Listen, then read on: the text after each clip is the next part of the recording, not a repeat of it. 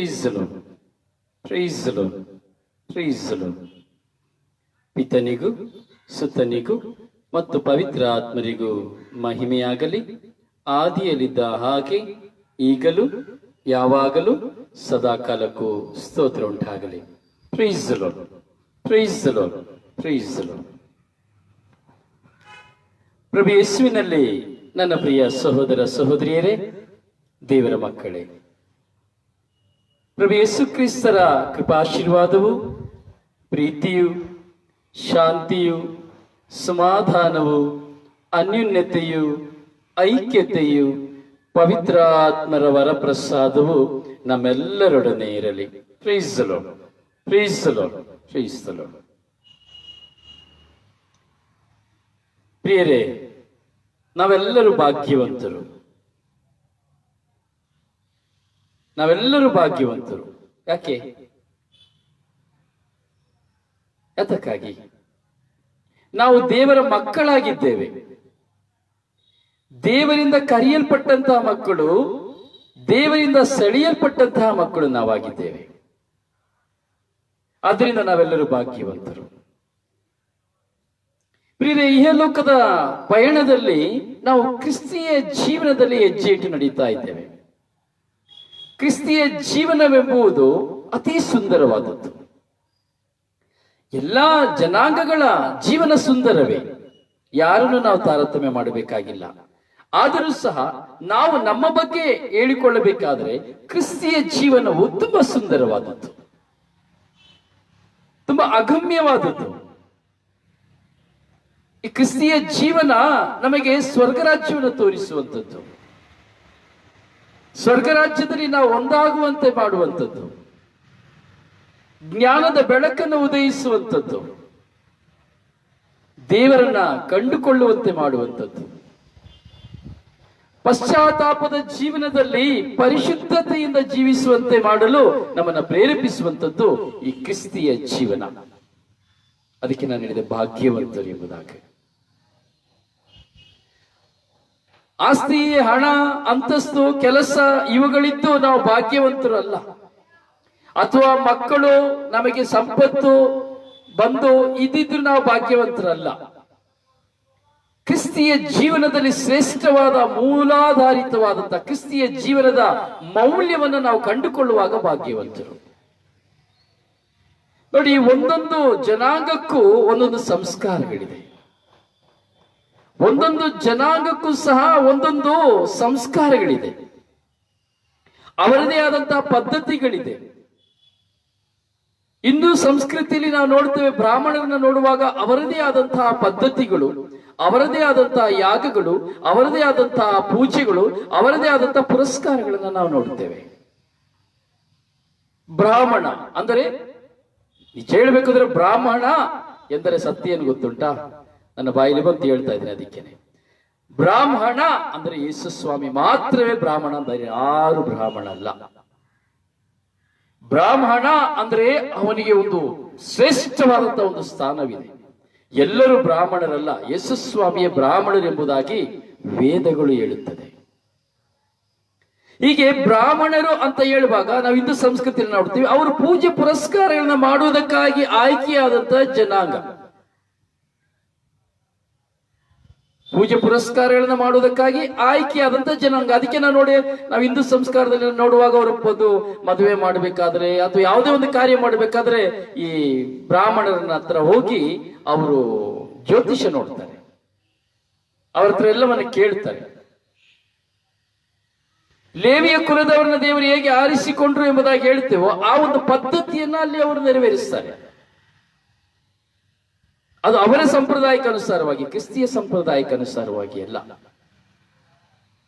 ಆದರೂ ಕೆಲವು 75 ಶತಮಾನ ನೋಡೋದಾದ್ರೆ ಬ್ರಾಹ್ಮಣರು ಆಚರಿಸುವಂತ ಮಾಡುವಂತ ಪ್ರತಿಯೊಂದು ಕಾರ್ಯಗಳು ಕ್ರಿಸ್ತಿಯ ಸಂಪ್ರದಾಯವನ್ನು ಒಳಗೊಂಡಿದೆ.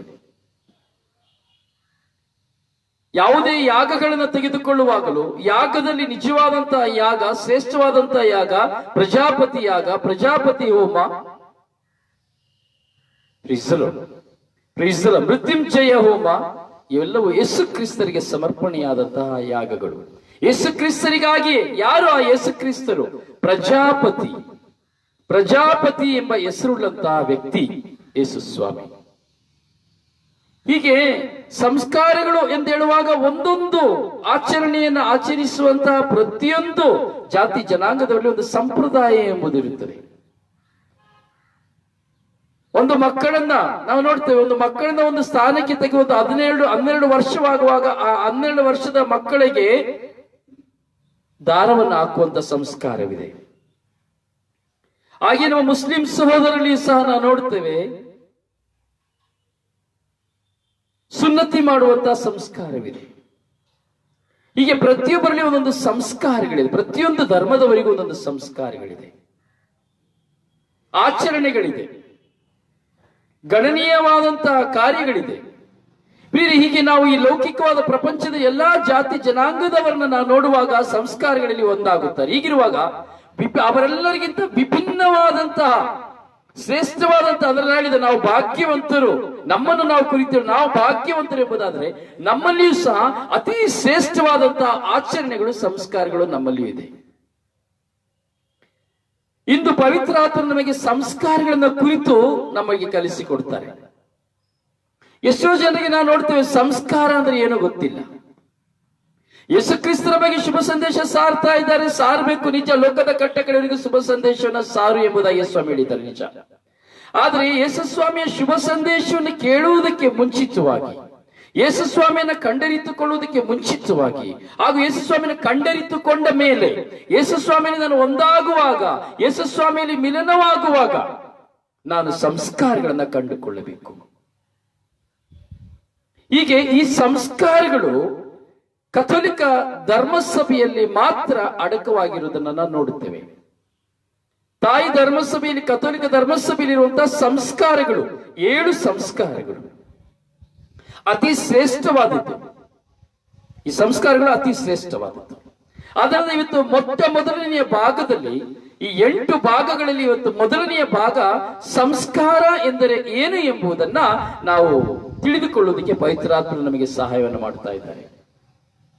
ಪ್ರಿಯರೇ, ನಮಗೆ ಗೊತ್ತಿಲ್ಲ ಸಂಸ್ಕಾರ ಅಂದ್ರೆ ಏನು ಅಂತ ನಮಗೆ ಗೊತ್ತಿಲ್ಲ. ಏನೋ ಜ್ಞಾನಸ್ನಾನ ತಗೊಳ್ಬೇಕು, ಜ್ಞಾನಸ್ನಾನ, ದೃಢೀಕರಣಕ್ಕೆ ಹೋಗ್ಬೇಕು, ದೃಢೀಕರಣ, ಪರಮಪ್ರಸಾದ ತಗೊಳ್ಬೇಕು, ಪರಮಪ್ರಸಾದ, ಯಾಚಕಾಭಿಷೇಕ ಅಥವಾ ವ್ಯಾಧಿಷ್ಠರ ಅಭ್ಯಂಗ, ವಿವಾಹ. ಸೊ ಆ ಸಮಯಕ್ಕೆ ನಾವು ಆ ಸಂಸ್ಕಾರದಲ್ಲಿ ಪಾಲುಗಾರರಾಗ್ತಾ ಇದ್ದೇವೆ ಹೊರತು ಈ ಸಂಸ್ಕಾರದ ಮೂಲತಃ ಏನು, ಈ ಸಂಸ್ಕಾರ ಅಂದ್ರೆ ಏನು, ಈ ಸಂಸ್ಕಾರ ಯಾಕೆ, ಈ ಸಂಸ್ಕಾರ ಎಲ್ಲಿಂದ ಬಂದದ್ದು, ಯಾವುದಕ್ಕಾಗಿ ಬಂದದ್ದು ಎಂಬುದು ನಮಗೆ ಯಾರಿಗೂ ಗೊತ್ತಿಲ್ಲ. ಆದರೆ ಇದನ್ನು ನಾವು ಕಂಡುಕೊಳ್ಳಲೇಬೇಕು. ಕ್ರಿಸ್ತಿಯ ಜೀವನದಲ್ಲಿ ಕಥೋಲಿಕ ಧರ್ಮಸಭೆಯಲ್ಲಿ ಪ್ರಕಾಶಿಸಲ್ಪಡುವಂತಹ ಭಾಗ್ಯವಂತರಾಗಿರೋ ನಮಗೆ ಈ ಸಂಸ್ಕಾರಗಳು ನಮಗೆ ಕೊಡಲ್ಪಟ್ಟಿದೆ. ಮೊಟ್ಟ ಮೊದಲಿಗೆ ನಾವು ನೋಡ್ತೇವೆ ಅಂದ್ರೆ ದೇವರ ಪವಿತ್ರತೆಯಲ್ಲಿ, ದೇವರಿಗೆ ಪವಿತ್ರತೆ ಇದಲ್ಲ, ದೇವರ ಪವಿತ್ರರು, ಪರಿಶುದ್ಧರು. ಈ ದೇವರ ಪವಿತ್ರತೆಯಿಂದ ದೇವರಲ್ಲಿರುವಂತಹ ಪವಿತ್ರತೆ, ಆ ಪವಿತ್ರತೆಯಿಂದ ಈಗ ಒಂದು ಚೊಂಬಲ್ಲಿ ನೀರಿದೆ. ಆ ಚೊಂಬಲ್ಲಿ ಇರುವಂತಹ ನೀರನ್ನ ನಮಗೆ ನೀರು ಕುಡಿಬೇಕು ಅಂತ ಹೇಳಿದಾಗ ಆ ಚೊಂಬಲ್ಲಿರುವಂತಹ ಅಥವಾ ಅಂಡಿಯಲ್ಲಿರುವಂತಹ ಪಾತ್ರೆ ಇರುವಂತಹ ನೀರನ್ನ ನಾವು ಲೋಟಕ್ಕೆ ಹಾಕಿಕೊಳ್ತೇವೆ, ಹೌದಲ್ಲ? ನಮಗೆ ಒಂದು ಕೊಡಪಾಯಿ ನೀರಿದೆ ನಮ್ಮ ಮುಂದೆ, ಆದ್ರೆ ನಮಗೆ ಬೇಕಾಗಿರೋದು ಅರ್ಧ ಲೋಟ ನೀರು ಅಥವಾ 1 ಲೋಟ ನೀರು. ಹೀಗೆ ನಮ್ಮ ದಣಿವಾರಿಸಲಿಕ್ಕೆ ನಮಗೆ 1 ಲೋಟ ನೀರು ಬೇಕು. ಹಾಗೆ ಒಂದು ಕೊಡಪಾಯಿಂದ, ಒಂದು ಚಂಬಿನಿಂದ, ಒಂದು ಪಾತ್ರೆಯಿಂದ 1 ಲೋಟ ನೀರನ್ನು ನಾವು ತೆಗೆದುಕೊಂಡು ಕುಡಿಯುತ್ತೇವೆ. ಹೀಗೆ ದೇವರು ತಮ್ಮ ಪವಿತ್ರತೆಯಲ್ಲಿರುವಂತಹ ಪವಿತ್ರತೆಯನ್ನ ಒಂದು ಪಾಲಾಗಿ ಕೊಡುವಂತದ್ದೇ ಸಂಸ್ಕಾರ. ದೇವರ ಒಂದು ಪಾಲು ಈ ಸಂಸ್ಕಾರ ಎಂಬುದು. ಈ ಸಂಸ್ಕಾರ ಯೇಸು ಕ್ರಿಸ್ತರಿಂದ ಉಗಮವಾದದ್ದು, ಯೇಸು ಸ್ವಾಮಿಯಿಂದ ನಮಗೆ ಉಗಮವಾದದ್ದು. ಈ ಸಂಸ್ಕಾರವನ್ನು ನಮಗೆ ಕೊಟ್ಟದ್ದು ಯೇಸು ಸ್ವಾಮಿಯೇ. ಅರ್ಥ ಮಾಡ್ಕೊಳ್ಳಿ ಚೆನ್ನಾಗಿ. ಈಗ ಈ ಸಂಸ್ಕಾರವನ್ನು ಕೊಟ್ಟದ್ದು ಯೇಸು ಸ್ವಾಮಿಯೇ. ಈ ಸಂಸ್ಕಾರ ಉಗಮವಾದದ್ದು ಯೇಸು ಸ್ವಾಮಿಯಿಂದಲೇ, ಮನುಷ್ಯರಿಂದ ಅಲ್ಲ, ವ್ಯಕ್ತಿಗಳಿಂದ ಅಲ್ಲ, ಬೈಬಲ್ ಶ್ರೀಗ್ರಂಥದ ಪಠಣೆಯ ಮೂಲಕವಾಗಿ, ಪವಿತ್ರ ಶ್ರೀಗ್ರಂಥ ನಮಗೆ ಹೇಳಿಕೊಳ್ಳುವುದರ ಮೂಲಕವಾಗಿ ಪ್ರಭು ಯೇಸು ಸ್ವಾಮಿಯೇ ಆಗಿದ್ದಾರೆ ಈ ಸಂಸ್ಕಾರಗಳು ಹಾಗೂ ಈ ಸಂಸ್ಕಾರಗಳ ಉಗಮ ಹಾಗೂ ಈ ಸಂಸ್ಕಾರವನ್ನು ಕೊಟ್ಟದ್ದು. Hallelujah, hallelujah, hallelujah. ಪವಿತ್ರತೆಯ ಮೂಲ ತುಂಬಾ ನಾವು ಧ್ಯಾನಿಸಬೇಕು ಪ್ರಿಯರೇ. ಇದನ್ನ ನಾವು ತಿಳ್ಕೊಳ್ಬೇಕು. ಇದನ್ನ ನಾವು ತಿಳ್ಕೊಂಡಿಲ್ಲದ್ರೆ ಕ್ರೈಸ್ತರು ತಿಳ್ಕೊಂಡು ಏನು ಪ್ರಯೋಜನವಿಲ್ಲ. ಕೆಲವು ವಿಷಯಗಳನ್ನ ನಾವು ತಿಳಿದುಕೊಳ್ಳಬೇಕು. ಈ ದಿನಗಳಲ್ಲಿ ಸಂಸ್ಕಾರಗಳನ್ನ ಕುರಿತು ನಾವು ಧ್ಯಾನಿಸಲಿಕ್ಕೆ ಹೋಗ್ತೇವೆ. ಪವಿತ್ರ ಬಲಿಪೂಜೆ ಅಂದ್ರೆ ಏನೆಂಬುದನ್ನ ಧ್ಯಾನಿಸಲಿಕ್ಕೆ ಹೋಗ್ತೇವೆ. ಈ ದಿನವೆಲ್ಲ ಕನಿಷ್ಠ ಒಂದು 15 ದಿನಗಳ ಕಾಲ ನಾವು ಕಥೋಲಿಕ ಧರ್ಮಸಭೆಯಿಂದ ನಾವು ಪಡೆದುಕೊಳ್ಳುವಂತಹ ಹಾಗೂ ಕಥೋಲಿಕ ಧರ್ಮಸಭೆ ನಮಗೆ ಕೊಡುವಂತಹ ಈ ಸಂಸ್ಕಾರಗಳು ಹಾಗೂ ಸಂಸ್ಕಾರದಲ್ಲಿ ಬರುವಂತಹ ಮೂಲ ಪಾತ್ರವಾಗಿರುವಂತಹ ಬಲಿಪೂಜೆಯ ಪ್ರತಿಯೊಂದು ಸನ್ನಿವೇಶಗಳು, ಪ್ರತಿಯೊಂದು ಘಟ್ಟಗಳು ಪವಿತ್ರ ಪಾನದಿಂದ ಹಿಡಿದು ವಾಕ್ಯದಿಂದ, ದೇವರ ವಾಕ್ಯದಿಂದ ಹಿಡಿದು, ದೇವರ ಆಲಯದ ಗಂಟೆಯ ನಾದದಿಂದ ಹಿಡಿದು, ದೇವಾಲಯದ ಹೊರಗೆ ಕೊನೆಯ ಬಲಿಪೂಜೆ ಸಂಸ್ಕಾರದಲ್ಲಿ ದೇವಾಲಯದಿಂದ ಹೊರಗೆ ಬಂದು ಮನೆಗೆ ಹೋಗುವ ತನಕ ಇರುವಂತ ಪ್ರತಿಯೊಂದು ಗೂಢಾರ್ಥಗಳನ್ನು ಧ್ಯಾನಿಸುವಂತ ದಿನಗಳಾಗಿದೆ ಈ ದಿನಗಳು. ಅದರಿಂದ ದಯವಿಟ್ಟು ನಿಮಗೆ ತಿಳಿದವರೆಲ್ಲರಿಗೂ ಇವುಗಳನ್ನ ಧ್ಯಾನಿಸಲಿಕ್ಕೆ ತಿಳಿಸಿ, ನಿಮ್ಮ ಮಕ್ಕಳಿಗೆ ಧ್ಯಾನಿಸಲಿಕ್ಕೆ ಕೊಡಿ, ನಿಮ್ಮ ಯುವಕ ಯುವತಿಯರಿಗೆ ಧ್ಯಾನಿಸಲಿಕ್ಕೆ ಕೊಡಿ, ಹಾಗೂ ದಯವಿಟ್ಟು ಶೇರ್ ಮಾಡಿ. ನಿಮಗೆ ತಿಳಿದಿರುವಂತಹ ಪ್ರತಿಯೊಬ್ಬರಿಗೂ ಸಹ ಫ್ರೆಂಡ್ಸ್ ಗಳಿಗೆ ಶೇರ್ ಮಾಡಿ, ಅವ್ರಿಗೂ ಸಹ ಶೇರ್ ಮಾಡಲಿಕ್ಕೆ ತಿಳಿಸಿ. Praise the lord, praise the lord, hallelujah, hallelujah, hallelujah. ಹೀಗೆ ದೇವರ ಪವಿತ್ರತೆಯಲ್ಲಿ ನಮಗೆ ಕೊಡುವಂತಹ ಒಂದು ಪಾಲಾಗಿದೆ ಈ ಸಂಸ್ಕಾರ. ಮೊಟ್ಟ ಮೊದಲನೇದಾಗಿ ನಾವು ನೋಡಬೇಕು ಅಂದ್ರೆ ಈ ಸಂಸ್ಕಾರಕ್ಕೆ ಮೂಲ ಸೂತ್ರ ಪರಮತ್ವೀತ್ವರು. ಪರಮತ್ವೀತ್ವರು ಅಂದ್ರೆ ಯಾರು? ತಂದೆ, ಮಗ ಹಾಗೂ ಪವಿತ್ರ ಆತ್ಮರು. ಇವರೇ ಬುನಾದಿ, ಅಡಿಪಾಯ, ಫೌಂಡೇಶನ್. ಯಾಕಂದ್ರೆ ಯೇಸು ಸ್ವಾಮಿ ತಂದೆಯಾದ ದೇವರಿಂದ ಕಳುಹಿಸಲ್ಪಟ್ಟರು. ಅವರ ಮೂಲಕವಾಗಿ ತಂದೆಯ ಪವಿತ್ರತೆ ನಮಗೆ ದೇವರು ಕೊಟ್ಟರು. ನೋಡಿ, ತಂದೆ ದೇವರಿದ್ದಾರೆ. ತಂದೆ ದೇವರನ್ನ, ತನ್ನ ಪ್ರಿಯ ಪುತ್ರನನ್ನ ದೇವರು ನಮಗೆ ಕಳುಹಿಸಿಕೊಟ್ರು. ದೇವರು ನಮಗೆ ಕಳುಹಿಸಿಕೊಟ್ರು. ಹಾಗೆ ಆ ತಂದೆಯ ಪವಿತ್ರತೆಯನ್ನು ಪಡೆದುಕೊಂಡು ಈ ಲೋಕಕ್ಕೆ ಬಂದಂತಹ ಪ್ರಭು ಯೇಸು ಸ್ವಾಮಿ ಅವರ ಪವಿತ್ರತೆಯನ್ನು ನಮಗೆ ಕೊಟ್ಟರು. ಅರ್ಥ ಮಾಡ್ಕೊಳ್ಬೇಕು ಸರಿಯಾಗಿ ನಾವು. ಹಾಗೆ ಕೊಟ್ರು. ಅದೇ ರೀತಿ ಯೇಸು ಸ್ವಾಮಿ ತನ್ನಲ್ಲಿರುವಂತಹ ಪವಿತ್ರಾತ್ಮರನ್ನ ನಮ್ಮೆಲ್ಲರಿಗೂ ವರದಾನವಾಗಿ ಕೊಟ್ಟರು. ತಂದೆ ದೇವರು ತನ್ನ ಪ್ರಿಯಪುತ್ರನಿಗೂ, ಪ್ರಿಯಪುತ್ರನು ಪವಿತ್ರಾತ್ಮನಿಗೂ, ಪವಿತ್ರಾತ್ಮರು ನಮ್ಮೆಲ್ಲರಿಗೂ ಕೊಡುವಂತದ್ದೇ ಆಗಿದೆ ಈ ಸಂಸ್ಕಾರಗಳ ಉಗಮ. ಅಂದರೆ ಪವಿತ್ರಾತ್ಮ ತ್ರೇಕತ್ವದಲ್ಲಿ ಈ ಸಂಸ್ಕಾರಗಳು ನಮಗೆ ಬೆಳಕಾಗಿ ಗೋಚರವಾಗಿದೆ. ಯೇಸು ಸ್ವಾಮಿ ಬಹಿರಂಗ ಜೀವನದಲ್ಲಿ ತನ್ನ ತಂದೆಯ ಬಗ್ಗೆ ನಮಗೆ ಸಾರಿದರು ಹಾಗೂ ತಿಳಿಸಿದರು. ಅವರ ಶಿಲುಬೆ ಮತ್ತು ಮರಣ, ಪುನರುತ್ಥಾನದ ಮೂಲಕವಾಗಿ ನಮ್ಮನ್ನ ಒಂದಾಗಿಸಿದರು. ಪ್ರಭು ಯೇಸು ಸ್ವಾಮಿಯನ್ನ ತಂದೆ ದೇವರು ಶಿಲುಬೆಯ ಮರಣ ಹಾಗೂ ಪುನರುತ್ಥಾನದ ಮೂಲಕವಾಗಿ ನಮ್ಮಲ್ಲಿ ಒಂದಾಗಿಸಿದರು ಹಾಗೂ ನಮ್ಮನ್ನ ಒಂದಾಗಿಸಿಕೊಂಡರು. ತಂದೆ ದೇವರ ತ್ರಿಯೇಕತ್ವದ ಮೂಲಕವಾಗಿ, ಪ್ರಭು ಯೇಸುವನ್ನ ಕಳುಹಿಸಿದರ ಮೂಲಕವಾಗಿ. ಪ್ರಿಯರೇ, ನಾವು ಧ್ಯಾನಿಸಿ ಬರ್ತೇವೆ ಸಂಸ್ಕಾರ. ಎಷ್ಟೋ ಜನರಿಗೆ ಗೊಂದಲ, ಏನು ಸಂಸ್ಕಾರಗಳು? ಕೆಲವು ಸಭೆಗಳಲ್ಲಿ ಹೋರಾಟ. ಈಗ ನೋಡಿ, ಕೆಲವರ ಸಭೆಯಲ್ಲಿ ಒಂದು 500 ಜನ ಇರ್ತಾರೆ, 100 ಜನ ಇರ್ತಾರೆ. ಕೆಲವು ಸಭೆಗಳಲ್ಲಿ ಬರೀ 30 ಜನ 20 ಜನ ಸಹ ಇದೆ. ಒಂದೊಂದು ದಿನೇ ಹೊಸ ಸಭೆಗಳನ್ನ ಕಟ್ಕೊಂಡು ಹೋಗ್ತಾನೆ ಇರ್ತಾರೆ. ತೊಂದರೆ. ನಾವು ಅದ್ರ ಬಗ್ಗೆ ವಾದ ಮಾಡೋದು ಬೇಡ, ನಮಗೆ ಅದು ಬೇಡ. ಯೇಸು ಕ್ರಿಸ್ತನಲ್ಲಿ ವಿಶ್ವಾಸವಿಡ್ತಾರೆ, ಅಷ್ಟು ಸಾಕು ನಮಗೆ, ಬೇರೆ ಯಾವುದು ಬೇಡ ವಾದ ವಿವಾದಗಳು. ಆದರೆ ಇವತ್ತು ಲಕ್ಷಾಂತರ ಸಭೆಗಳು ಈ ಲೋಕದಲ್ಲಿ ಇದೆ. ಆದರೆ ಈ ಲಕ್ಷಾಂತರ ಸಭೆಗಳಿದ್ದರೂ ಸಹ ಈ ಸಂಸ್ಕಾರವೆಂಬುದು ಕೇವಲ 4 ಸಭೆಗಳಲ್ಲಿ ಮಾತ್ರವಿದೆ. 4 ಸಭೆಗಳು. ಸಿರಿಯನ್ ಹಾಗೂ ಲ್ಯಾಟಿನ್, ಯಾಕೋಬಿಸ್ಟ್, ಪ್ರೊಟೆಸ್ಟೆಂಟ್. ಹೀಗೆ ನಾವು ನೋಡ್ತೀವಿ ಕೆಲವು ಸಭೆಗಳಲ್ಲಿ ಮಾತ್ರ ಈ ಸಂಸ್ಕಾರಗಳಿದೆ. ಸಂಸ್ಕಾರಗಳನ್ನ ಸ್ವೀಕರಿಸ್ತಾರೆ. ಅಂದ್ರೆ ಈ ಸಂಸ್ಕಾರದ ಮೂಲತ್ವ, ಸತ್ಯ ಈ ಸಭೆಗಳು ಅರಿವನ್ನು ಮೂಡಿಸಿಕೊಂಡಿದೆ. ಯಾಕೆ ಬೇರೆ ಸಭೆಗಳಲ್ಲಿ ಇಲ್ವಾ? ಬೇರೆ ಸಭೆಗಳಿಲ್ಲ, ಅವರಿಗೆ ಗೊತ್ತಿಲ್ಲ, ನಮಗೆ ಅವ್ರ ಬಗ್ಗೆ ಬೇಕಿಲ್ಲ. ಆದರೆ ಈ ಸಂಸ್ಕಾರಗಳು ಮೂಲತಃ ದೇವರಿಂದಲೇ ಬಂದದ್ದು, ಅಂದ್ರೆ ಯೇಸು ಕ್ರಿಸ್ತನಿಂದಲೇ ಬಂದದ್ದು ಎಂಬುದ ಸತ್ಯವಾದಂತ ಮೂಲಾಧಾರಗಳು ನಮ್ಮ ಮುಂದೆ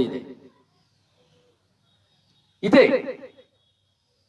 ಪ್ರತಿಯೊಂದು ದೇವರ ವಾಕ್ಯದ ಮೂಲಕವಾಗಿ ನಿಮ್ಮ ಮುಂದೆ ನಾನು ಇಡ್ತೇನೆ ಹೊರತು ಯಾವುದು ಸಹ ನನ್ನ ಸ್ವಂತ ಅಭಿಪ್ರಾಯದಿಂದಾಗಲಿ ಸ್ವಂತ ಅನುಭವದಿಂದಾಗಲಿ ಖಂಡಿತವಾಗಿಲ್ಲ. ಇದಕ್ಕೆ ಯಾರು ಉಪ್ಪು ಖಾರ ಮೆಣಸನ್ನು ಹಾಕುವಾಗೇ ಇಲ್ಲ.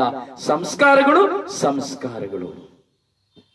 ಈ ಸಂಸ್ಕಾರಗಳ ಮೂಲಕವಾಗಿ ನಾವು ನಮ್ಮ ಜೀವನದಲ್ಲಿ ಬದಲಾವಣೆಗಳನ್ನು ನಾವು ಪಡೆದುಕೊಳ್ಳುತ್ತೇವೆ. ಈ ಸಂಸ್ಕಾರಗಳ ಮೂಲಕವಾಗಿ ನಮ್ಮ ಜೀವನದಲ್ಲಿ ಹೊಸ ಮನುಷ್ಯನಾಗಿ ಬಾಳುತ್ತೇವೆ.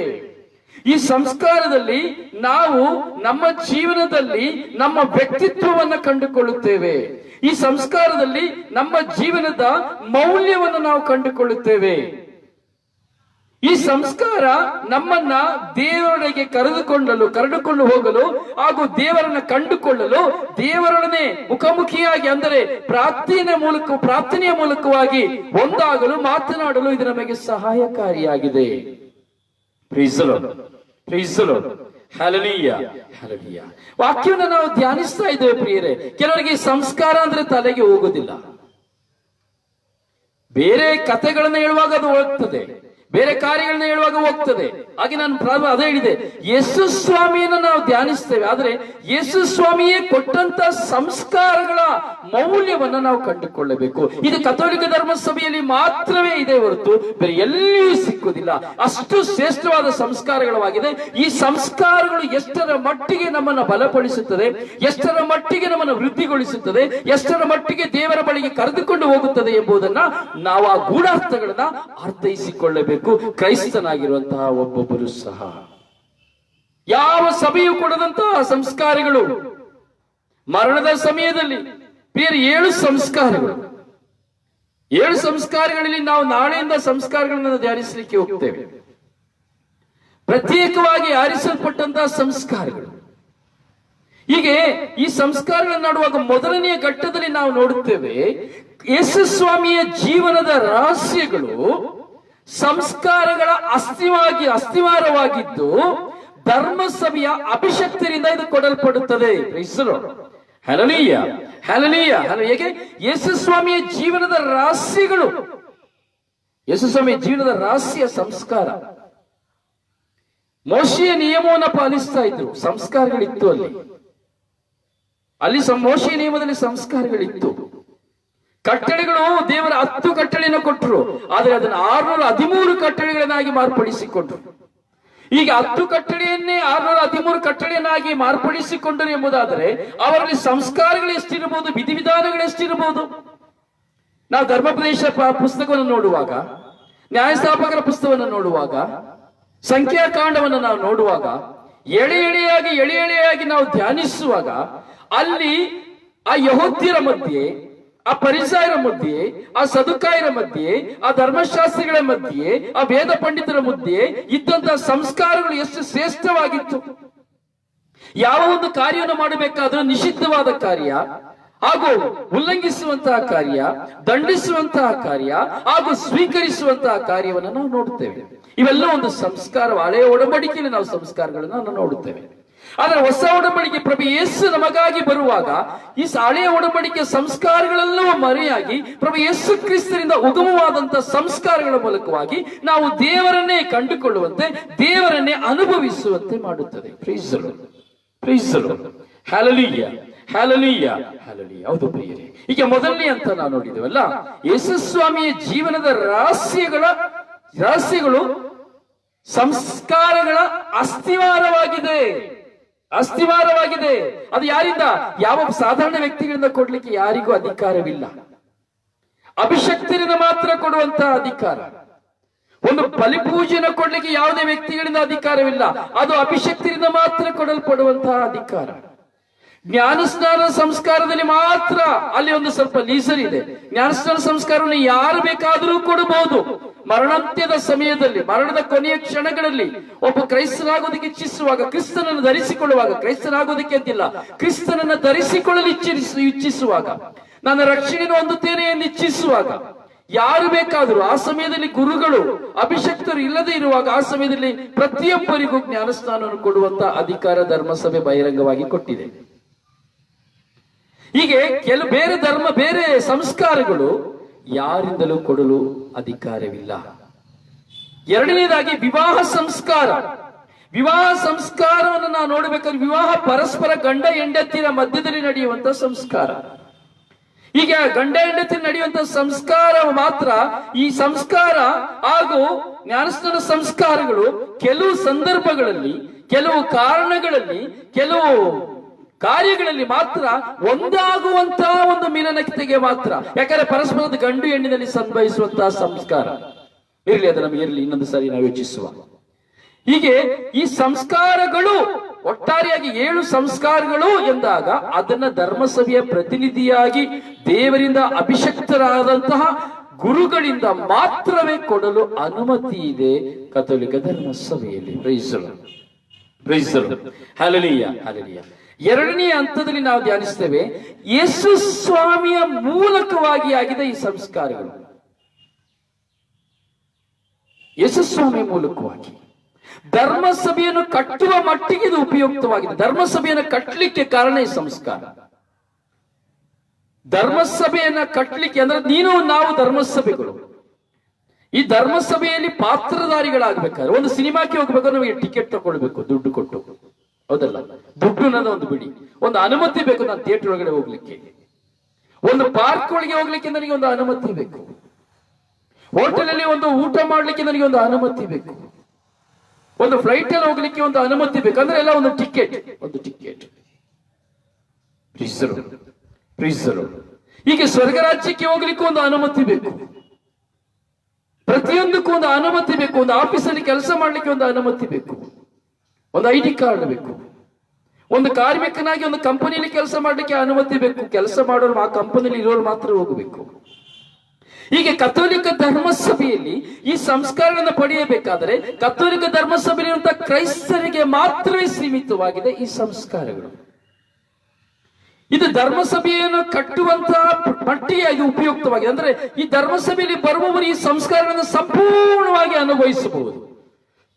ಸಂಪೂರ್ಣವಾಗಿ ಪಡೆದುಕೊಳ್ಳಲು ಅನರ್ಹರಲ್ಲ, ಅರ್ಹರಾಗಿರುತ್ತೇವೆ.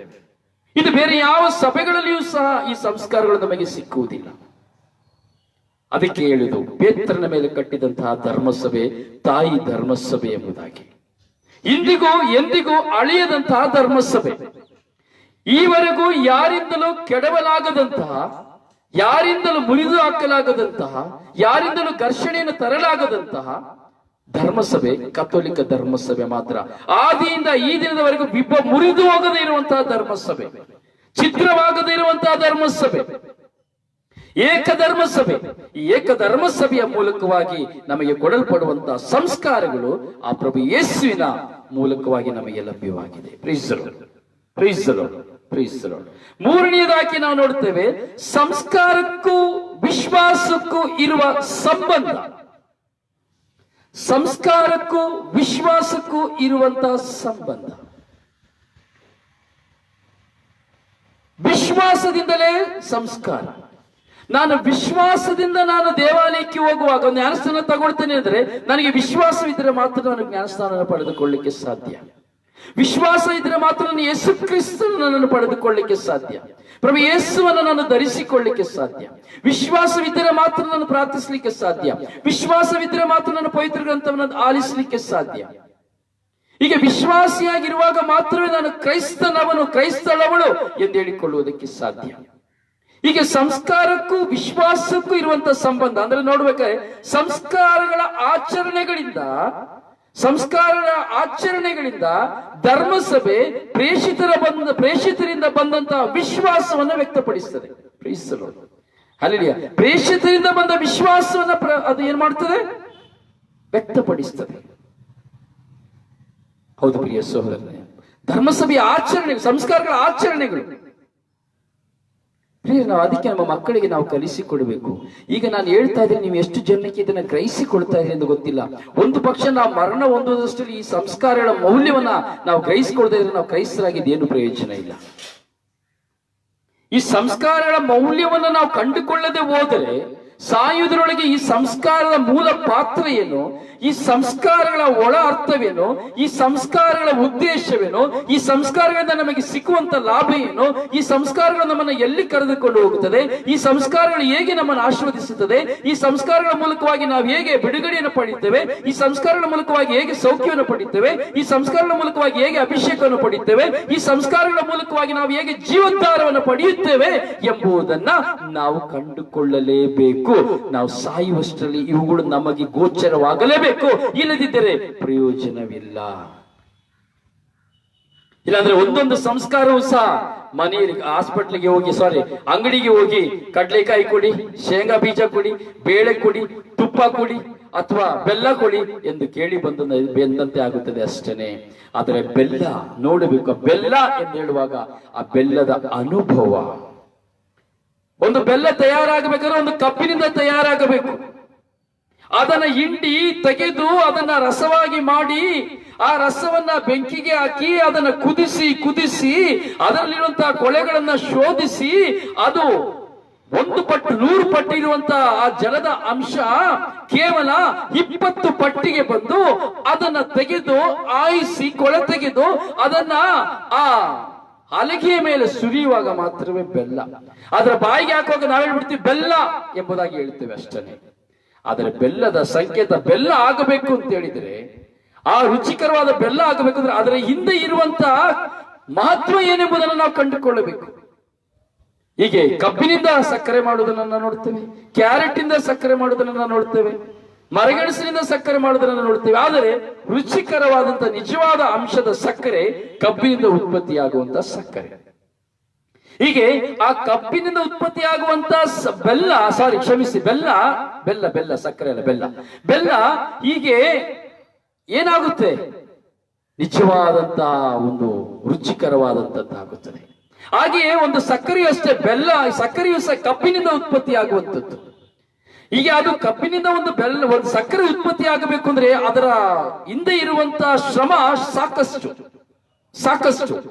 ಸಕ್ಕರೆ ಎಂಬುದಾಗಿ ಬಾಯಿಗೆ ಹಾಕ್ತೇವೆ ಅಷ್ಟೇ, ಆ ಸಕ್ಕರೆಯ ಮಹತ್ವ ನಮಗೆ ಗೊತ್ತಿಲ್ಲ. ಹೀಗೆ ಒಂದು ಬೆಲ್ಲದ ಒಂದು ಸಕ್ಕರೆ ಅಥವಾ ಯಾವುದೇ ವಸ್ತುವಿನ ಅದರ ಹಿಂದೆ ಇರುವಂತಹ ಮೌಲ್ಯ ನಮಗೆ ಗೊತ್ತಿಲ್ಲ.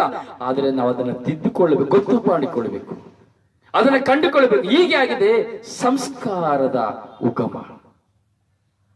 ಸಂಸ್ಕಾರದ ಮೌಲ್ಯ, ಸಂಸ್ಕಾರದ ಹಿಂದೆ ಇರುವಂತಹ ಆ ಶ್ರಮ ಏನೆಂಬುದನ್ನು ನಾವು ಕಂಡುಕೊಳ್ಳಬೇಕು.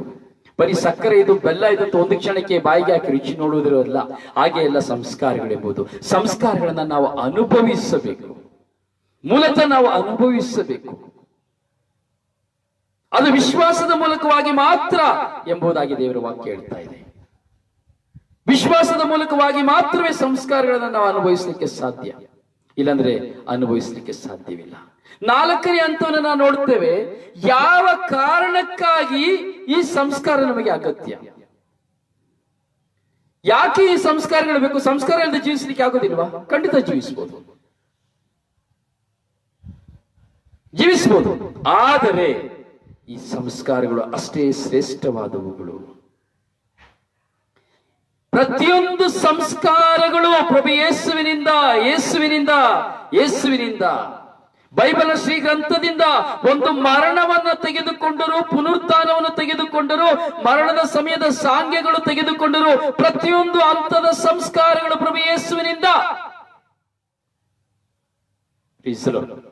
ಒಬ್ಬ ಮನುಷ್ಯ ನಾನು ಸತ್ತರು ನನ್ನ ತೆಗೆದುಕೊಂಡೋಗಿ ಸಮಾಧಿಗೆ ಹಾಕುವಾಗ ಅದು ಸಂಸ್ಕಾರ. ಅಲ್ಲಿ ಯೇಸು ಸ್ವಾಮಿನ ಹಾಗೆಯೇ ಭೂಸ್ಥಾಪನೆ ಮಾಡಿದರು, ಇದು ಸಂಸ್ಕಾರ. ಯೇಸು ಸ್ವಾಮಿ ಸತ್ತು 3 ದಿನ ಪುನರುತ್ಥಾನರಾದರು. ಆ ಪುನರುತ್ಥಾನದ ಸ್ಮರಣೆಯ ದಿನವನ್ನು ನಾವು ಸ್ಮರಿಸಿ ಆಚರಿಸುತ್ತೇವೆ, ಅದು ಸಂಸ್ಕಾರ. ಆ ಒಂದು ಚಿಂತೆಗೆ ನಾವು ಹೋಗ್ತೇವೆ, ನಾವು ಹೋಗ್ಲೇಬೇಕು. ಕಥೋಲಿಕ ಧರ್ಮಸಭೆ ಅದನ್ನೇ ನಮಗೆ ಪ್ರತಿಬಿಂಬಿಸುವಂಥದ್ದು. ಹೀಗೆ ಯಾವ ಕಾರಣಕ್ಕಾಗಿ ಸಂಸ್ಕಾರಗಳು ಅಗತ್ಯ? ಸಂಸ್ಕಾರವನ್ನು ಸ್ವೀಕರಿಸುವವರನ್ನು ಪವಿತ್ರಾತ್ಮರು ಸ್ವಸ್ಥಪಡಿಸುತ್ತಾರೆ.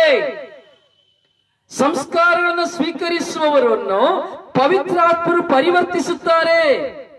ಸಂಸ್ಕಾರಗಳನ್ನು ಸ್ವೀಕರಿಸುವವರನ್ನ ಪವಿತ್ರಾತ್ಮರು ಬಲಪಡಿಸುತ್ತಾರೆ ಹಾಗೂ ಸಂಸ್ಕಾರಗಳನ್ನು ಸ್ವೀಕರಿಸುವವರಲ್ಲಿ ಪವಿತ್ರಾತ್ಮರು ಮಿಲನವಾಗುತ್ತಾರೆ. ಪೂರ್ವ ಪ್ರವಾದಿಗಳನ್ನ ನಾವು ನೋಡುವಾಗ ನೋಡುತ್ತೇವೆ. ಪ್ರವಾದಿಗಳನ್ನು ಅಭಿಷೇಕಿಸುವಾಗ, ರಾಜರನ್ನು ಅಭಿಷೇಕಿಸುವಾಗ ಪ್ರವಾದಿಗಳು ಎಣ್ಣೆಯನ್ನು ತಲೆಯಲ್ಲಿ ಸುರಿದು ಅಭಿಷೇಕಿಸುತ್ತಾ ಇದ್ದರು, ಪವಿತ್ರಾತ್ಮರ ಮೇಲೆ ಇಳಿದು ಬರುವಂತೆ. ಸಂಸ್ಕಾರ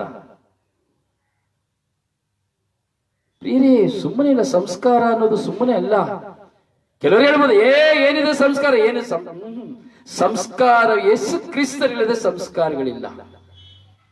ಯೇಸು ಸ್ವಾಮಿಯ ಜೀವನ, ಯೇಸು ಸ್ವಾಮಿಯ ಮರಣ, ಯೇಸು ಸ್ವಾಮಿಯ ಪುನರುತ್ಥಾನ ಒಂದು ಸಂಸ್ಕಾರ. ಹಾಗೆಯೇ ಜೀವಿಸಬೇಕು, ಹೀಗೆಯೇ ಯೇಸು ಸ್ವಾಮಿ ಜೀವಿಸಬೇಕು, ಹೀಗೆಯೇ ಜನಿಸಬೇಕು, ಹೀಗೆಯೇ ಮರಣ ಹೊಂದಬೇಕು, ಹೀಗೆಯೇ ಪುನರುತ್ಥಾನ ಹೊಂದಬೇಕು ಎಂಬುದು ದೈವೇಚ್ಛೆ, ದೇವರ ಸಂಸ್ಕಾರವುದು. ನಮಗೆ ಬಲಿಯಾಗುವಂತಹ, ನಮಗೆ ಬಲಿಯರ್ಪಣೆಯಾಗುವಂತಹ, ನಮ್ಮೆಲ್ಲರ ಪಾಪಕ್ಕೆ ಪಾಪ ಪರಿಹಾರ ಬಲಿಯಾಗುವಂತಹ ಪ್ರಭು ಯೇಸು ಒಂದು ಸಂಸ್ಕಾರವಾಗಿ ಉಗಮವಾದವರು ನಮ್ಮ ಮುಂದೆ. ಇದು ತಂದೆ ದೇವರ ಚಿತ್ತ. ತಂದೆ ದೇವರ ಚಿತ್ತದ ಪ್ರಕಾರವಾಗಿ ಯೇಸು ಸ್ವಾಮಿ ನಮಗೆ ಸಂಸ್ಕಾರವಾಗಿ ನಮ್ಮ ಮುಂದೆ ಬಂದರು. ತಂದೆ ದೇವರ ಸಂಸ್ಕಾರವಾಗಿ ನಮ್ಮ ಮುಂದೆ ಪ್ರಕಟಿಸಲ್ಪಟ್ಟರು. ಹಾಗೆ ಯೇಸು ಸ್ವಾಮಿ ತನ್ನಲ್ಲಿರುವಂತಹ ಪವಿತ್ರಾತ್ಮನ ನಮಗೆ ಕೊಡುವುದರ ಮೂಲಕವಾಗಿ, ಅಂದರೆ ಯೇಸು ಸ್ವಾಮಿ ಪವಿತ್ರಾತ್ಮರ ಮೂಲಕವಾಗಿ ನಮಗೆ ಸಂಸ್ಕಾರವನ್ನು ಕೊಟ್ಟರು. ಹೌದು ಪ್ರಿಯರೇ, ನಾವು ಕಂಡುಕೊಳ್ಳಬೇಕು. ಹೀಗೆ ಉಗಮವಾದದ್ದು ಪವಿತ್ರಾತ್ಮರಿಂದ ಸಂಸ್ಕಾರಗಳು. ಪ್ರತಿಯೊಂದು ಸಂಸ್ಕಾರಗಳಲ್ಲಿಯೂ ನಾವು ದೇವರನ್ನ ಕಂಡುಕೊಳ್ಳಬೇಕು. ನಾವು ಹಂತವಾಗಿ ನಾವು ಧ್ಯಾನಿಸುವಾಗ ನಮಗೆ ಗೊತ್ತಾಗುತ್ತದೆ ಒಂದೊಂದು ಸಂಸ್ಕಾರದ ಮೌಲ್ಯ ಎಷ್ಟರ ಮಟ್ಟಿಗೆ ದೊಡ್ಡದು ಎಂಬುದಾಗಿ. ಅದಕ್ಕೆ ಹೇಳಿದೆ, ಸಾಯುವಷ್ಟರಲ್ಲಿ ಈ ಸಂಸ್ಕಾರಗಳನ್ನು ಕುರಿತು ನಾವು ಚಿಂತಿಸಬೇಕೆಂಬುದಾಗಿ.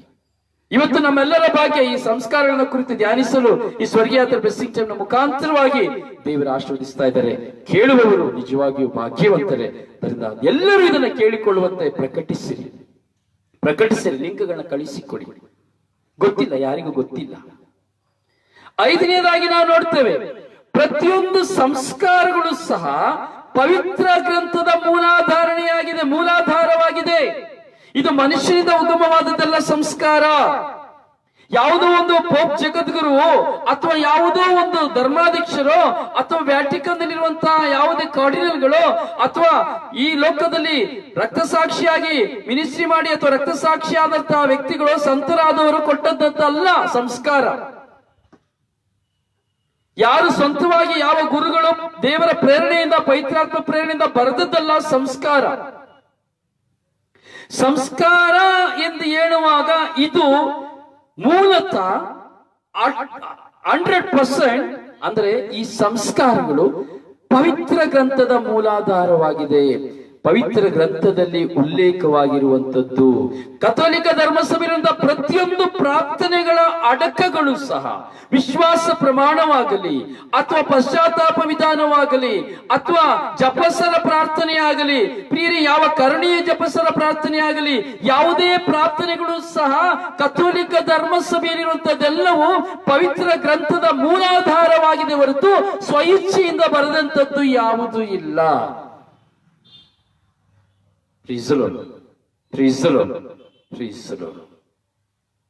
ಪ್ರಿಯರೇ, ತುಂಬಾ ಆಳವಾಗಿರುವಂತಹ ವಿಷಯಗಳು, ಸತ್ಯಗಳು, ಗೂಢಾರ್ಥಗಳು, ಹೀಗೆ ಪ್ರತಿಯೊಂದು ಸಂಸ್ಕಾರಗಳು ಪವಿತ್ರ ಗ್ರಂಥದಿಂದ ನಮಗೆ ಕೊಡಲ್ಪಟ್ಟಿದೆ.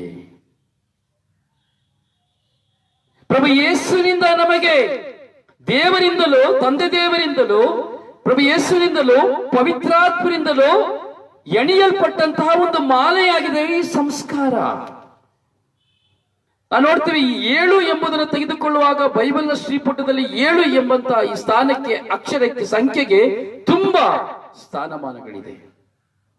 ಪ್ರಪಂಚದಲ್ಲಿ ನಾವು ತೆಗೆದುಕೊಳ್ಳುವಾಗಲೂ 7 ಎಂಬುದಕ್ಕೆ ತುಂಬಾ ಅಗಮ್ಯ ಸ್ಥಾನಗಳಿದೆ. ಹೀಗೆ 7 ಸ್ಥಾನಗಳು ತಂದೆ ದೇವರಿಂದಲೂ, ಪವಿತ್ರಾತ್ಮರಿಂದಲೂ, ಪ್ರಭು ಯೇಸುವಿನಿಂದಲೂ ಎಣೆದಂತಹ ಒಂದು ಸರಮಾಳೆ, ಕ್ರೈಸ್ತನಿಗೆ ಇರುವಂತಹ ಒಂದು ಮಾಲೆ. ಪ್ರತಿಯೊಬ್ಬ ಕ್ರೈಸ್ತರನ್ನ ಸೌಂದರ್ಯಗೊಳಿಸುವಂತ ಒಂದು ಮಾಲೆ, ಒಂದು ಕಿರೀಟ ಎಂಬುದಾಗಿ ಹೇಳಬಹುದು, ಒಂದು ಆಭರಣ ಎಂಬುದಾಗಿ ಹೇಳಬಹುದು, ಒಂದು ಬುಲೆಟ್ ಪ್ರೂಫ್ ಹೇಗೆ ಬುಲೆಟ್ ಪ್ರೂಫ್ ಸೆಕ್ಯೂರಿಟಿಗಾಗಿ ಬುಲೆಟ್ ಪ್ರೂಫ್ ಹಾಕೊಳ್ತಾರೋ ಹಾಗೆ ನಮ್ಮ ಆತ್ಮಕ್ಕೆ ಅದೊಂದು ಸೆಕ್ಯೂರಿಟಿ ಎಂಬುದಾಗಿ ಹೇಳಬಹುದು. ದೇವರನ್ನ ಇನ್ನಷ್ಟು ಹೆಚ್ಚೆಚ್ಚಾಗಿ ಅರ್ಥೈಸಿಕೊಳ್ಳಲು, ದೇವರನ್ನ ಇನ್ನೂ ಹೆಚ್ಚೆಚ್ಚಾಗಿ ಕಂಡುಕೊಳ್ಳಲು, ಆ ಸಂಸ್ಕಾರಗಳೊಂದಿಗೆ ದೇವರನ್ನ ಸಂಪೂರ್ಣವಾಗಿ ನಾವು ಅನುಭವಿಸಲು ಕಾರಣವಾಗಿದೆ. 6ನೇದಾಗಿ ನಾವು ನೋಡುತ್ತೇವೆ, ಯೇಸು ಕ್ರಿಸ್ತರ ಅಂದ್ರೆ ಯೇಸು ಸ್ವಾಮಿಯ ರಕ್ಷಣೆಯ ಫಲವಾಗಿದೆ ಸಂಸ್ಕಾರಗಳು. ಯೇಸು ಸ್ವಾಮಿಯ ರಕ್ಷಣೆಯ ಫಲವಾಗಿದೆ ಸಂಸ್ಕಾರಗಳು. ಈ ಪ್ರತಿಯೊಂದು ಸಂಸ್ಕಾರಗಳಲ್ಲಿ ನಾವು ರಕ್ಷಣೆಯನ್ನು ಹೊಂದುತ್ತೇವೆ. ಜ್ಞಾನಸ್ನಾನದ ಮೂಲಕವಾಗಿ ರಕ್ಷಣೆಯನ್ನು ಹೊಂದುತ್ತೇವೆ, ದೃಢೀಕರಣ ಸಂಸ್ಕಾರದಲ್ಲಿ ರಕ್ಷಣೆಯನ್ನು ಹೊಂದುತ್ತೇವೆ, ಪರಮ ಪ್ರಸಾದದಲ್ಲಿ ರಕ್ಷಣೆಯನ್ನು ಹೊಂದುತ್ತೇವೆ, ವಿವಾಹದಲ್ಲಿ ರಕ್ಷಣೆಯನ್ನು ಹೊಂದುತ್ತೇವೆ, ಪಶ್ಚಾತ್ತಾಪದಲ್ಲಿ ರಕ್ಷಣೆಯನ್ನು ಹೊಂದುತ್ತೇವೆ, ಯಾಜಕರ ಅಭಿಷೇಕದಲ್ಲಿ ರಕ್ಷಣೆಯನ್ನು ಹೊಂದುತ್ತೇವೆ, ವ್ಯಾಧಿಷ್ಠರ ಅಭ್ಯಂಗದಲ್ಲಿಯೂ ರಕ್ಷಣೆಯನ್ನು, ಪ್ರತಿಯೊಂದು ಸಂಸ್ಕಾರದಲ್ಲಿಯೂ ನಾವು ದೇವರನ್ನ ಕಂಡುಕೊಳ್ಳುತ್ತೇವೆ. ಪ್ರತಿಯೊಂದು ಸಂಸ್ಕಾರಗಳು ಸಹ ನಮಗೆ ಪರಿಶುದ್ಧತೆಯನ್ನು ತೋರ್ಪಡಿಸುತ್ತದೆ. ಪಾಪ ವಿಘ್ನಗಳಿಗೆ ನಾವು ಒಳಗಾಗದಂತೆ ನಮ್ಮನ್ನ ಪ್ರೇರೇಪಿಸುತ್ತದೆ. ನನ್ನ ಮುಂದೆ ದೇವರಿದ್ದಾರೆ, ಇದು ದೇವರಿಂದ, ಇದು ದೇವರ ಕಾರ್ಯ ಎಂಬುದಾಗಿ ದೇವರ ಮುಂದೆ ಪ್ರತಿಷ್ಠಾಪಿಸಲ್ಪಡುವಂತ ಸಂಸ್ಕಾರಗಳಾಗಿದೆ ಈ 7 ಸಂಸ್ಕಾರಗಳು.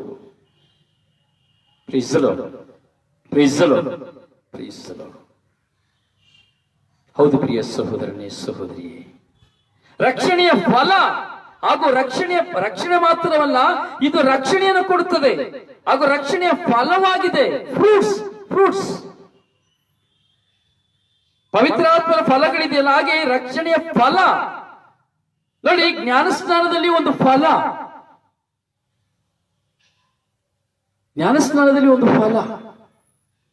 ಕ್ರೈಸ್ತನಾಗಿ ಜೀವಿಸಲಿಕ್ಕೆ ನನ್ನನ್ನೇ ಸಮರ್ಪಿಸಿಕೊಳ್ಳುವಂಥದ್ದು, ಕ್ರಿಸ್ತನಿಗಾಗಿಯೇ ನಮ್ಮನ್ನು ಸಮರ್ಪಿಸುವಂಥದ್ದು. ಹೀಗೆ ರಕ್ಷಣೆಯ ಫಲಗಳಾಗಿದೆ ಈ ಸಂಸ್ಕಾರಗಳು. ಒಳ್ಳೆಯ ಹಣ್ಣುಗಳು ಎಂಬುದಾಗಿ ಹೇಳ್ತೀವಲ್ವಾ, ನಾವು ಅಂಗಡಿಗೆ ಹೋದ್ರೆ ಏನ್ ಮಾಡ್ತೀವಿ? ಒಳ್ಳೆಯ ಹಣ್ಣುಗಳನ್ನ ಆಯ್ಕೆ ಮಾಡಿ ತಗೊಳ್ತೇವೆ, ಒಳ್ಳೆಯ ವಸ್ತುಗಳನ್ನ ಆಯ್ಕೆ ಮಾಡಿ ತಗೊಳ್ತೇವೆ. ಹಾಗೆ ಒಳ್ಳೆಯ ಫಲಗಳಾಗಿದೆ ಯಾವುದಿಗೆ? ಕ್ರಿಸ್ತಿಯ ಜೀವನಕ್ಕೆ, ಪ್ರಭು ಯೇಸುವಿನಲ್ಲಿ ಒಂದಾಗಿ ಜೀವಿಸುವಂತಹ ಪ್ರತಿಯೊಬ್ಬ ಕ್ರೈಸ್ತನಿಗೆ ಕ್ರಿಸ್ತಿಯ ಜೀವನದಲ್ಲಿ ಒಂದು ಸಂಸ್ಕಾರಗಳು, ಈ 7 ಸಂಸ್ಕಾರಗಳು ಫಲವಾಗಿದೆ. 8ನೇದಾಗಿ ನಾವು ನೋಡುತ್ತೇವೆ, ತಂದೆ ಪವಿತ್ರಾತ್ಮ ಶಕ್ತಿಯಿಂದ ಪವಿತ್ರಗೊಳಿಸುತ್ತಾರೆ ಹಾಗೂ ಆಶೀರ್ವದಿಸುತ್ತಾರೆ. ತಂದೆ ದೇವರು ನಮ್ಮನ್ನ ಪವಿತ್ರಾತ್ಮರ ಶಕ್ತಿಯಿಂದ ಪವಿತ್ರೀಗೊಳಿಸುತ್ತಾರೆ ಹಾಗೂ ಆಶೀರ್ವದಿಸುತ್ತಾರೆ ಈ ಸಂಸ್ಕಾರಗಳ ಮೂಲಕವಾಗಿ.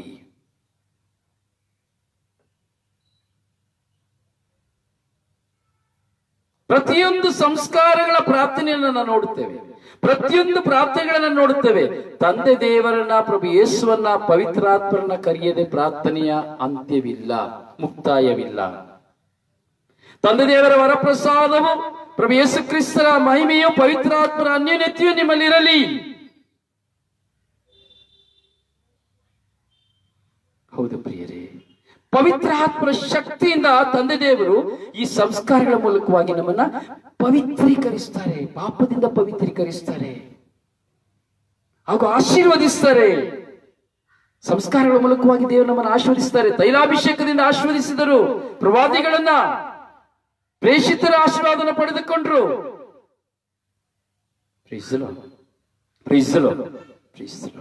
ಹೌದು ಪ್ರಿಯ ಸಹೋದರನೇ, ಸಹೋದರಿಯೇ, ಸಂಸ್ಕಾರಗಳನ್ನ ನಾವು ಕಂಡುಕೊಳ್ಳಬೇಕು. ಹಾಗೆ ನಾವು ಬರುವಾಗ 9ನೇದಾಗಿ ನಾವು ನೋಡಬಹುದು, ಪವಿತ್ರಾತ್ಮರೊಂದಿಗೆ ನಾವು ಸದಾ ಜೀವಿಸಲು. ಈ ಸಂಸ್ಕಾರಗಳ ಮೂಲಕವಾಗಿ ನಾವು ಪವಿತ್ರಾತ್ಮರೊಂದಿಗೆ ಸದಾ ಜೀವಿಸಲಿಕ್ಕೆ ಆಗ್ತದೆ. ಯಾಕೆಂದರೆ ನಾವು ಪಡೆದುಕೊಂಡಂತಹ ಈ ಪವಿತ್ರಾತ್ಮರನ್ನ ನಾವು ನೋಯಿಸಬಾರದು. ಯಾವಾಗ ಮನನೋಯಿಸ್ತೇವೆ? ಈ ಸಂಸ್ಕಾರಗಳನ್ನ ಪಡೆದುಕೊಂಡಾಗ ನನ್ನ ತಂದೆಯನ್ನು ತಂದೆ ಎಂದು ಸ್ವೀಕರಿಸಿದ ಬಳಿಕ, ನನ್ನ ಗಂಡನನ್ನ ಗಂಡ ಎಂದು ಸ್ವೀಕರಿಸಿದ ಬಳಿಕ, ನನ್ನ ಹೆಂಡತಿಯನ್ನು ಹೆಂಡತಿ ಎಂದು ಸ್ವೀಕರಿಸಿದ ಬಳಿಕ, ನಾನು ಅವರನ್ನೇ ನನ್ನ ಗಂಡ, ಅವರನ್ನೇ ನನ್ನ ಹೆಂಡತಿ, ಅವರನ್ನೇ ನನ್ನ ತಂದೆ ತಾಯಿ, ಅವರನ್ನೇ ನನ್ನ ಮಕ್ಕಳು ಎಂದು ಹೇಳಬೇಕೆ ಹೊರತು ಪರರನ್ನ ಇವರು ನನ್ನ ಗಂಡ, ನನ್ನ ತಂದೆ, ನನ್ನ ತಾಯಿ, ನನ್ನ ಮಕ್ಕಳು ಎಂದು ಹೇಳಲು ಸಾಧ್ಯವಿಲ್ಲ. ಸಾಧ್ಯವಿದೆಯೇ? ಸಾಧ್ಯವಿಲ್ಲ. ಹೀಗೆ ಪವಿತ್ರಾತ್ಮರೊಂದಿಗೆ ನಾವು ಸದಾ ಜೀವಿಸಬೇಕು. ಪವಿತ್ರಾತ್ಮನೇ ನಮಗೆ ಸಕಲವು. ಹೀಗೆ ಪವಿತ್ರಾತ್ಮರೊಂದಿಗೆ ಸದಾ ಜೀವಿಸುವುದಕ್ಕಾಗಿ, ನಾವು ಪವಿತ್ರಾತ್ಮರನ್ನು ಬಿಟ್ಟು ಬಾಳದಿರುವುದಕ್ಕಾಗಿ, ಅಯ್ಯೋ ಇಲ್ಲ ನನ್ನ ತಂದೆಗೆ ನೋವಾಗ್ತದೆ ಈ ಕೆಲಸ ನಾನು ಮಾಡುವುದಿಲ್ಲ, ಅಯ್ಯೋ ಇಲ್ಲ ನನ್ನ ತಾಯಿಗೆ ನೋವಾಗ್ತದೆ ಈ ಕೆಲಸ ಮಾಡುವುದಿಲ್ಲ, ಅಯ್ಯೋ ಇದು ನನ್ನ ಗಂಡನಿಗೆ ಇಷ್ಟವಿಲ್ಲ, ನನ್ನ ಹೆಂಡತಿಗೆ ಇಷ್ಟವಿಲ್ಲ, ನನ್ನ ಎತ್ತವರಿಗೆ ಇಷ್ಟವಿಲ್ಲ.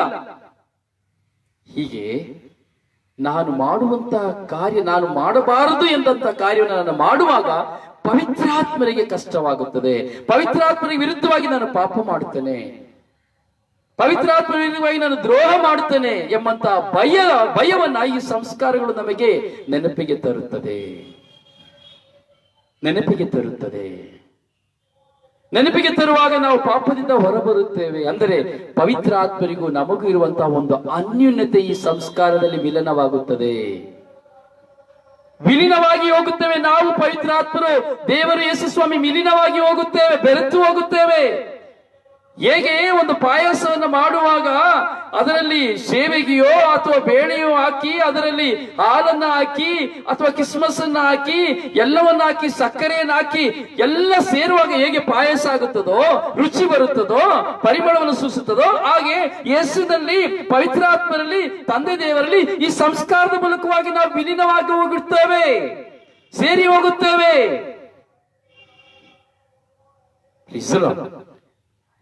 ಅವರೊಂದಿಗೆ ಪವಿತ್ರಾತ್ಮರೊಂದಿಗೆ ಜೀವಿಸಲು. ಇಲ್ಲಪ್ಪ ನಾನು ಪಾಪ ಮಾಡುವುದಿಲ್ಲ ಅಂದರೆ ಪವಿತ್ರಾತ್ಮರೊಂದಿಗೆ ನಾನು ಜೀವಿಸ್ತಾ ಇದ್ದೇನೆ. ಇಲ್ಲಪ್ಪ ನಾನು ಸುಳ್ಳು ಹೇಳುವುದಿಲ್ಲ, ಪವಿತ್ರಾತ್ಮರೊಂದಿಗೆ ನಾನು ಜೀವಿಸ್ತಾ ಇದ್ದೇನೆ. ಇಲ್ಲ ನಾನು ಕೆಟ್ಟದ್ದು ಮಾಡುವುದಿಲ್ಲ, ಪವಿತ್ರಾತ್ಮರೊಂದಿಗೆ ನಾನು ಜೀವಿಸ್ತಾ ಇದ್ದೇನೆ. ನನಗೆ ಕೆಟ್ಟ ಜೀವನ ಬೇಡ, ಪವಿತ್ರಾತ್ಮರೊಂದಿಗೆ ನಾನು ಜೀವಿಸ್ತಾ ಇದ್ದೇನೆ. ಸೊ ನಾನು ಏನೇ ಮಾಡಿದರೂ ಒಳಿತನ್ನೆಲ್ಲ ಮಾಡುವಾಗ ನಾನು ಪವಿತ್ರಾತ್ಮರೊಂದಿಗೆ ಜೀವಿಸ್ತಾ ಇದ್ದೇನೆ. ಪ್ರೀಸ್ ದಿ ಲಾರ್ಡ್. ಹೀಗೆ ಪವಿತ್ರಾತ್ಮರೊಂದಿಗೆ ನಾವು ಸದಾ ಜೀವಿಸಲು ಈ ಸಂಸ್ಕಾರ ನಮಗೆ ಶ್ರೇಷ್ಠ ಕೊಡುಗೆಯಾಗಿದೆ. ಕಥೋಲಿಕ ಧರ್ಮಸಭೆಯ ಮೂಲಕವಾಗಿ ಪ್ರಭು ಯೇಸುವಿನಿಂದ ಪಡೆದುಕೊಳ್ಳುವಂಥದ್ದು. ಇದು ಯಾರಿಗೆ ಗೊತ್ತು?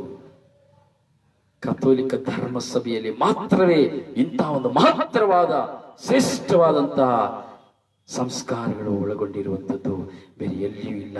ಒಂದು ಮನುಷ್ಯ ಹುಟ್ಟುವಾಗ ಒಂದು ಸಂಸ್ಕಾರ, ಒಬ್ಬ ಮನುಷ್ಯ ಪಶ್ಚಾತ್ತಾಪ ದೃಢೀಕರಣ ಪಡೆಯುವಾಗ, ಪವಿತ್ರಾತ್ಮನ ಕಂಡುಕೊಳ್ಳುವಾಗ ಒಂದು ಸಂಸ್ಕಾರ, ಪರಮಪ್ರಸಾದವನ್ನು ಪೂಜಿಸುವಂತಹ ಒಂದು ಸಂಸ್ಕಾರ, ಯೇಸುವಿನ ಪೂಜ್ಯ ಶರೀರವನ್ನೇ ರಕ್ತವನ್ನು ಪೂಜಿಸಿ ಕುಡಿಯುವಂತಹ ಸಂಸ್ಕಾರ, ಪಶ್ಚಾತ್ತಾಪದ ಸಂಸ್ಕಾರ, ಅತೀ ಶ್ರೇಷ್ಠವಾದ ಸಂಸ್ಕಾರ, ಸ್ವರ್ಗರಾಜ್ಯದ ಮೆಟ್ಟಲಾಗಿರುವ ಸಂಸ್ಕಾರ, ವಿವಾಹ ಸಂಸ್ಕಾರ, ದಾಂಪತ್ಯ ಜೀವನದಲ್ಲಿ ಮೆರುಗುವಂತಹ ಸಂಸ್ಕಾರ, ಯಾಜಕಾಭಿಷೇಕ ಸಂಸ್ಕಾರ, ದೈವ ಪ್ರತಿನಿಧಿಯಾಗಿ ಕರೆ ಹೊಂದುವಂತಹ ಸಂಸ್ಕಾರ, ಯಾಜಕಾಭಿಷೇಕ, ಮರಣದ ಕೊನೆಯ ಕ್ಷಣದಲ್ಲಿಯೂ ದೇವರನ್ನು ಕಂಡುಕೊಳ್ಳುವಂತಹ ಸಂಸ್ಕಾರ, ಯಾವ ಸಭೆಯೂ ಕೊಡದಂತಹ ಸಂಸ್ಕಾರ. ಆದ್ರೆ ನಾವು ನೋಡ್ತೇವೆ ಮೂರೇ ಸಂಸ್ಕಾರ ಬೇರೆ ಸಭೆಗಳಲ್ಲಿ ಇರುವಂತದ್ದು. ಒಂದು ಜ್ಞಾನಸ್ನಾನ ಸಂಸ್ಕಾರ, ಆದರೆ ಆ ಜ್ಞಾನಸ್ನಾನ ಸಂಸ್ಕಾರದಲ್ಲಿ ವ್ಯತ್ಯಾಸವಿದೆ. ವಿವಾಹ ಸಂಸ್ಕಾರ ಒಂದು ನಾನು ಹಾಗೆ ಹೇಳಿದೆ, ಪತಿ ಪತ್ನಿಯಲ್ಲಿ ಇದು ಎಲ್ಲಾ ಸಭೆಗಳಲ್ಲಿಯೂ ಇದೆ. ಯಾಜಕಾಭಿಷೇಕ ಇಲ್ಲ. ಯಾಜಕಾಭಿಷೇಕ ಕೆಲವಲ್ಲಿ ಮಾತ್ರ, ಆದರೂ ಸಹ ವ್ಯತ್ಯಸ್ತವಾಗಿದೆ. ಅದರಿಂದ ಕಥೋಲಿಕ ಧರ್ಮ ಸಭೆಯಲ್ಲಿ ಮಾತ್ರ ಇಂತಹ ಶ್ರೇಷ್ಠವಾದಂತಹ ಮರಣದ ಕೊನೆಯ ಕ್ಷಣದಲ್ಲಿಯೂ ಸಹ ಇರುವಂತಹ ಸಂಸ್ಕಾರ. Hallelujah, hallelujah, hallelujah, hallelujah. ಹೀಗೆ ಪವಿತ್ರಾತ್ಮರೊಂದಿಗೆ ನಾವು ಸದಾ ಜೀವಿಸಲು ಹಾಗೂ ದೇವರ ಪವಿತ್ರತೆಯಲ್ಲಿ ಬೆಳೆಯಲು, ಅದರಲ್ಲಿ ದೇವರ ಪವಿತ್ರತೆಯಲ್ಲಿ ಬೆಳೆಯಲು, ಪವಿತ್ರಾತ್ಮನಲ್ಲಿ ಜೀವಿಸುವುದು ಮಾತ್ರವಲ್ಲ, ದೇವರ ಪವಿತ್ರತೆಯಲ್ಲಿಯೇ ನಾವು ಬೆಳೀತೇವೆ. ಎಂತ ಒಂದು ಅಗಮವಾದದ್ದು ನೋಡಿ. ದೇವರ ಪವಿತ್ರ ಅಂದ್ರೆ ದೇವರನ್ನೇ ಕಾಣ್ತೇವೆ ಸಂಸ್ಕಾರದಲ್ಲಿ, ಯೇಸುವನ್ನ ಕಾಣ್ತೇವೆ ಸಂಸ್ಕಾರದಲ್ಲಿ, ಪವಿತ್ರಾತ್ಮರನ್ನ ಕಾಣ್ತೇವೆ ಸಂಸ್ಕಾರದಲ್ಲಿ, ದೇವರನ್ನ ಅನುಭವಿಸ್ತೇವೆ ಸಂಸ್ಕಾರದಲ್ಲಿ, ದೇವರ ಪವಿತ್ರತೆಯಲ್ಲಿಯೇ ನಾವು ಬೆಳೀತೇವೆ. ಇದಕ್ಕಾಗಿ ಯೇಸು ಸ್ವಾಮಿ ಈ ಸಂಸ್ಕಾರವನ್ನು ನಮಗೆ ಕೊಟ್ಟರು. ಈ ಸಂಸ್ಕಾರವನ್ನು ಕೊಟ್ಟಿದ್ದು ಯೇಸು ಸ್ವಾಮಿ. Hallelujah, hallelujah, hallelujah, hallelujah, hallelujah. ಈ ಸಂಸ್ಕಾರವನ್ನು ಕೊಟ್ಟದ್ದು ಯೇಸು ಸ್ವಾಮಿ, ಬೇರೆ ಯಾರು ಅಲ್ಲ. ಇದು ಯೇಸು ಸ್ವಾಮಿಯಿಂದ ಉಗಮವಾದದ್ದು. ಪವಿತ್ರ ಶ್ರೀ ಗ್ರಂಥದಿಂದ ಉಗಮವಾದದ್ದು. ಯಾರು ಬೇಕಾದ್ರೆ ಇದ್ರ ಬಗ್ಗೆ ಏನ್ ಬೇಕಾದ ಪ್ರಶ್ನೆಯನ್ನು ಕೇಳಬಹುದು, ನೋ ಪ್ರಾಬ್ಲಮ್. ಉತ್ತರ ನಾನು ಕೊಡುವುದಿಲ್ಲ, ನನ್ನ ದೇವರು ಕೊಡ್ತಾರೆ ಉತ್ತರ. ಸಂಸ್ಕಾರಗಳು ಈ ಕೇಳಿದಂತಹ ಸಂದೇಶ, ಕೇಳ್ತಾ ಇರುವಂತಹ ಸಂದೇಶದ ಬಗ್ಗೆ ಯಾವ ಪ್ರಶ್ನೆಗಳಿದ್ರು ಪವಿತ್ರಾತ್ಮರು ಉತ್ತರವನ್ನು ಕೊಡ್ತಾರೆ. ಯಾಕಂದ್ರೆ ಅಂತ ಒಂದು ಸತ್ಯಾಂಶವನ್ನು ನಮಗೆ ಪವಿತ್ರಾತ್ಮರು ಕಲಿಸ್ತಾ ಇದ್ದಾರೆ. ಪ್ರಿಯರೇ, ಹತ್ತನೆಯದಾಗಿ ನಾವು ನೋಡ್ತೇವೆ, ಏನನ್ನು ನೋಡ್ತೇವೆ? ದೇವರ ಪವಿತ್ರತೆಯನ್ನು ದೇವರ ಪ್ರಜೆಗೆ ಕೊಡಲು, ದೇವರ ಪವಿತ್ರತೆಯನ್ನ ದೇವರು ತಮ್ಮ ಪ್ರಜೆಗೆ ಕೊಡುವುದಕ್ಕಾಗಿ ಸಮರ್ಪಿಸಿದಂತಹ ಸಂಕೇತವಾಗಿದೆ ಈ 7 ಸಂಸ್ಕಾರಗಳು. ಹಲ್ಲೆಲೂಯ. ದೇವರ ಪವಿತ್ರತೆಯನ್ನ ನೋಡಿ, ದೇವರಲ್ಲಿರುವಂತಹ ಪವಿತ್ರತೆಯನ್ನ ದೇವರ ಪ್ರಜೆಗೆ ಕೊಡಲು ಧರ್ಮಸಭೆಗೆ ಸಮರ್ಪಿಸಿದ ಸಂಕೇತವೇ ಆಗಿದೆ 7 ಸಂಸ್ಕಾರಗಳು. ಅರ್ಥ ಆಯ್ತಾ? ಅರ್ಥ ಮಾಡ್ಕೊಳ್ಬೇಕು. ದೇವರ ಪವಿತ್ರತೆ, ದೇವರ ಪರಿಶುದ್ಧರು, ನಾವು ಹೇಳ್ತೀವಲ್ಲ, ಪರಿಶುದ್ಧರು, ಪರಿಶುದ್ಧ ಪರಿಶುದ್ಧ ಪರಿಶುದ್ಧರು, ಸೇನೆಗಳ ದೇವಾರಾಧ ಕರ್ತರು, ಪರಿಶುದ್ಧ ಪರಿಶುದ್ಧ ಪರಿಶುದ್ಧರು. ದೇವರು ಪರಿಶುದ್ಧರು, ಪವಿತ್ರತೆಯ ಮೂಲ, ಪರಮ ಪವಿತ್ರರು. ಅದಕ್ಕೆ ಹೇಳಿದ್ದು, ದೇವರ ಪವಿತ್ರತೆಯಲ್ಲಿರುವಂತಹ ಪವಿತ್ರತೆಯನ್ನ ನಮಗೆ ಅವರು ಕೊಡುವಂತ ಒಂದು ಪಾಲು ಈ ಸಂಸ್ಕಾರ ಎಂಬುದಾಗಿ. ದೇವರ ಪವಿತ್ರತೆಯನ್ನು ದೇವರು ತನ್ನ ಪ್ರಜೆಗೆ ಕೊಡಲು. ಯಾರು ಪ್ರಜೆ? ಹೂ ಇಸ್ ದ ಪ್ರಜೆ? You and me. ನಮಗೆ ಕೊಡಲು ಯಾವುದರ ಮೂಲಕವಾಗಿ? ಧರ್ಮಸಭೆಯ ಮೂಲಕವಾಗಿ. ಧರ್ಮಸಭೆಗೆ ಕೊಟ್ಟದ್ದು. ಧರ್ಮಸಭೆ ಯಾರು? ಯೇಸು ಸ್ವಾಮಿ. ಶಿರಸ್ಸು ಯಾರು? ಯೇಸು ಸ್ವಾಮಿ. ಧರ್ಮಸಭೆಯ ಶಿರಸ್ಸು ಯಾರು? ಯೇಸು ಸ್ವಾಮಿ. ಆಗಿರುವಾಗ ಎಫೆಸರಿಗೆ ಬರೆದ ಪತ್ರದಲ್ಲಿ ನಾವು ನೋಡ್ತೇವೆ, ಶಿರಸ್ಸು ಯೇಸು ಸ್ವಾಮಿಯೇ. ಹೀಗೆ ಶಿರಸ್ಸಿನಿಂದ ಕೊಡಲ್ಪಟ್ಟಂತಹ ಸಂಸ್ಕಾರ. ಹೀಗೆ ದೇವರ ಪವಿತ್ರತೆಯನ್ನು ದೇವರ ಪ್ರಜೆಯಾದಂತ ನನಗೂ ನಿಮಗೂ, ನಮ್ಮ ಮಕ್ಕಳಿಗೂ ನಿಮ್ಮ ಮಕ್ಕಳಿಗೂ, ನಮ್ಮ ಮಕ್ಕಳಿಗೂ ಮೊಮ್ಮಕ್ಕಳಿಗೂ ಮರಿಮಕ್ಕಳಿಗೂ, ಹೀಗೆ ದೇವರನ್ನ ಕಂಡುಕೊಂಡಂತಹ ಪ್ರತಿಯೊಂದು ವಿಶ್ವಾಸಿಗಳಿಗೂ ಕೊಡಲ್ಪಡುವಂತಹ ಈ ಸಮರ್ಪಿಸಿದಂತಹ ಸಂಕೇತಗಳೇ ಆಗಿದೆ ಸಂಸ್ಕಾರ. ಅರ್ಥ ಆಯ್ತಾ? ಅರ್ಥ ಮಾಡ್ಕೊಳ್ಬೇಕು. ಇವೆಲ್ಲವೂ ಯಾರು ಹೇಳೋದಿಲ್ಲ, ಇದುವರೆಗೂ ಯಾರು ಹೇಳಲಿಲ್ಲ. ಇದಕ್ಕಿಂತ ಇನ್ನೂ ಹೆಚ್ಚಾಗಿ ಚೆನ್ನಾಗಿ ಹೇಳುವವರು ಇರ್ತಾರೆ, ಖಂಡಿತವಾಗಿದ್ದಾರೆ. ಇದಕ್ಕಿಂತ ಇನ್ನೂ ಹೆಚ್ಚಾಗಿ ತುಂಬಾ ಚೆನ್ನಾಗಿ ವಿವರಿಸುವವರು ಇದ್ದಾರೆ, ಖಂಡಿತವಾಗಿದ್ದಾರೆ. ನಾನೊಬ್ಬ ಸಾಧಾರಣ ಮನುಷ್ಯ, SSLC ಫೇಲ್. ಜ್ಞಾನ ಬುದ್ಧಿ ತಿಳುವಳಿಕೆ ಯಾವ ಫಿಲಾಸಫಿ ಏನು ನನಗೆ ಗೊತ್ತಿಲ್ಲ. ಆದರೂ ಇದನ್ನ ಸಂದೇಶನ ಕೊಡುವಾಗ ನನ್ನ ಮಿತ್ರ ಆಧ್ಯಾತ್ಮಿಕ ಗುರುಗಳಲ್ಲಿ ನಾನು ಕೇಳಿದೆ, ಸ್ವಾಮಿ ಇದು ಹೇಗೆ ಕೊಡೋದು?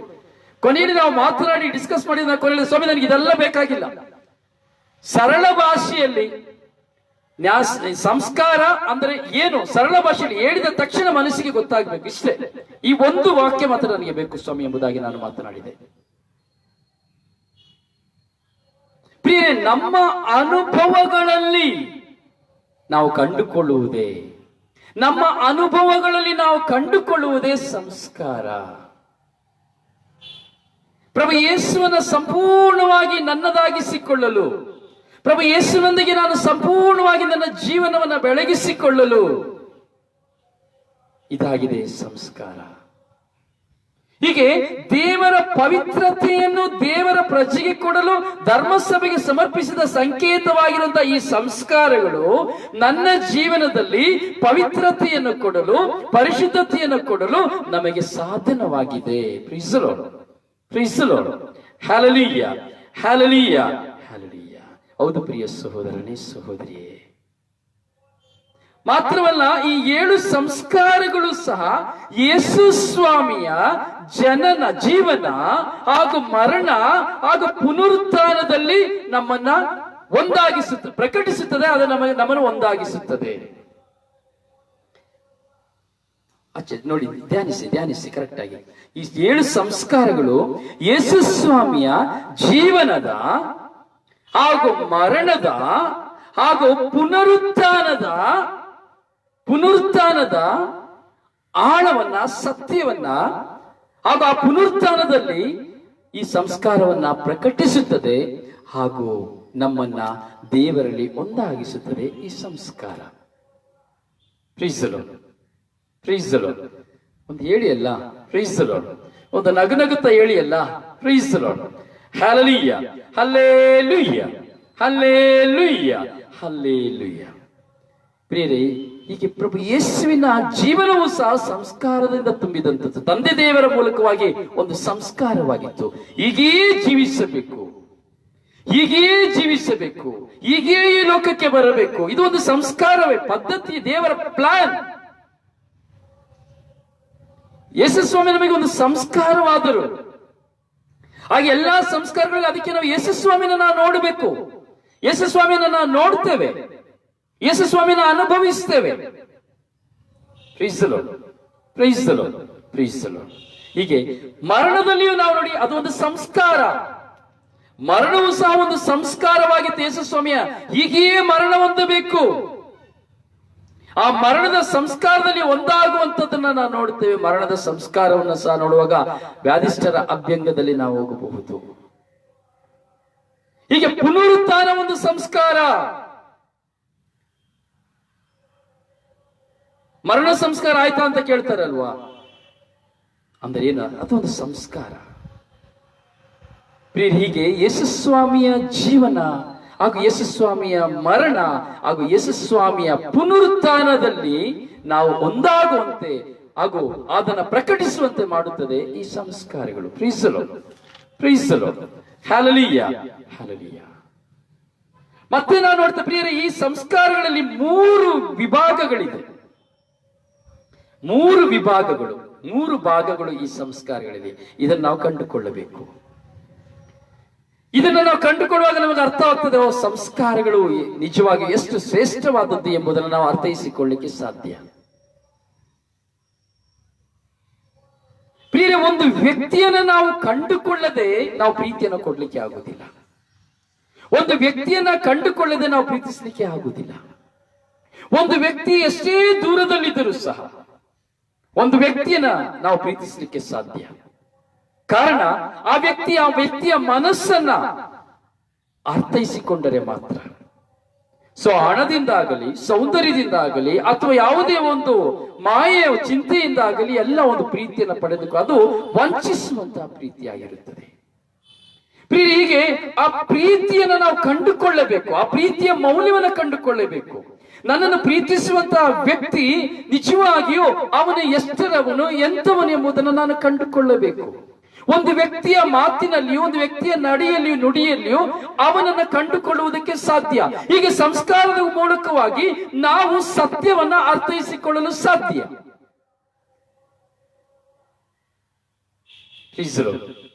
ಪ್ರೀಸ್ ದ ಲಾರ್ಡ್, ಹಲ್ಲೆಲೂಯಾ, ಹಲ್ಲೆಲೂಯಾ.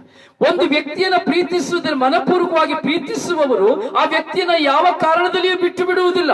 ಬಿಟ್ಟು ಬಿಡ್ಲಿಕ್ಕೆ ಸಾಧ್ಯನಾ?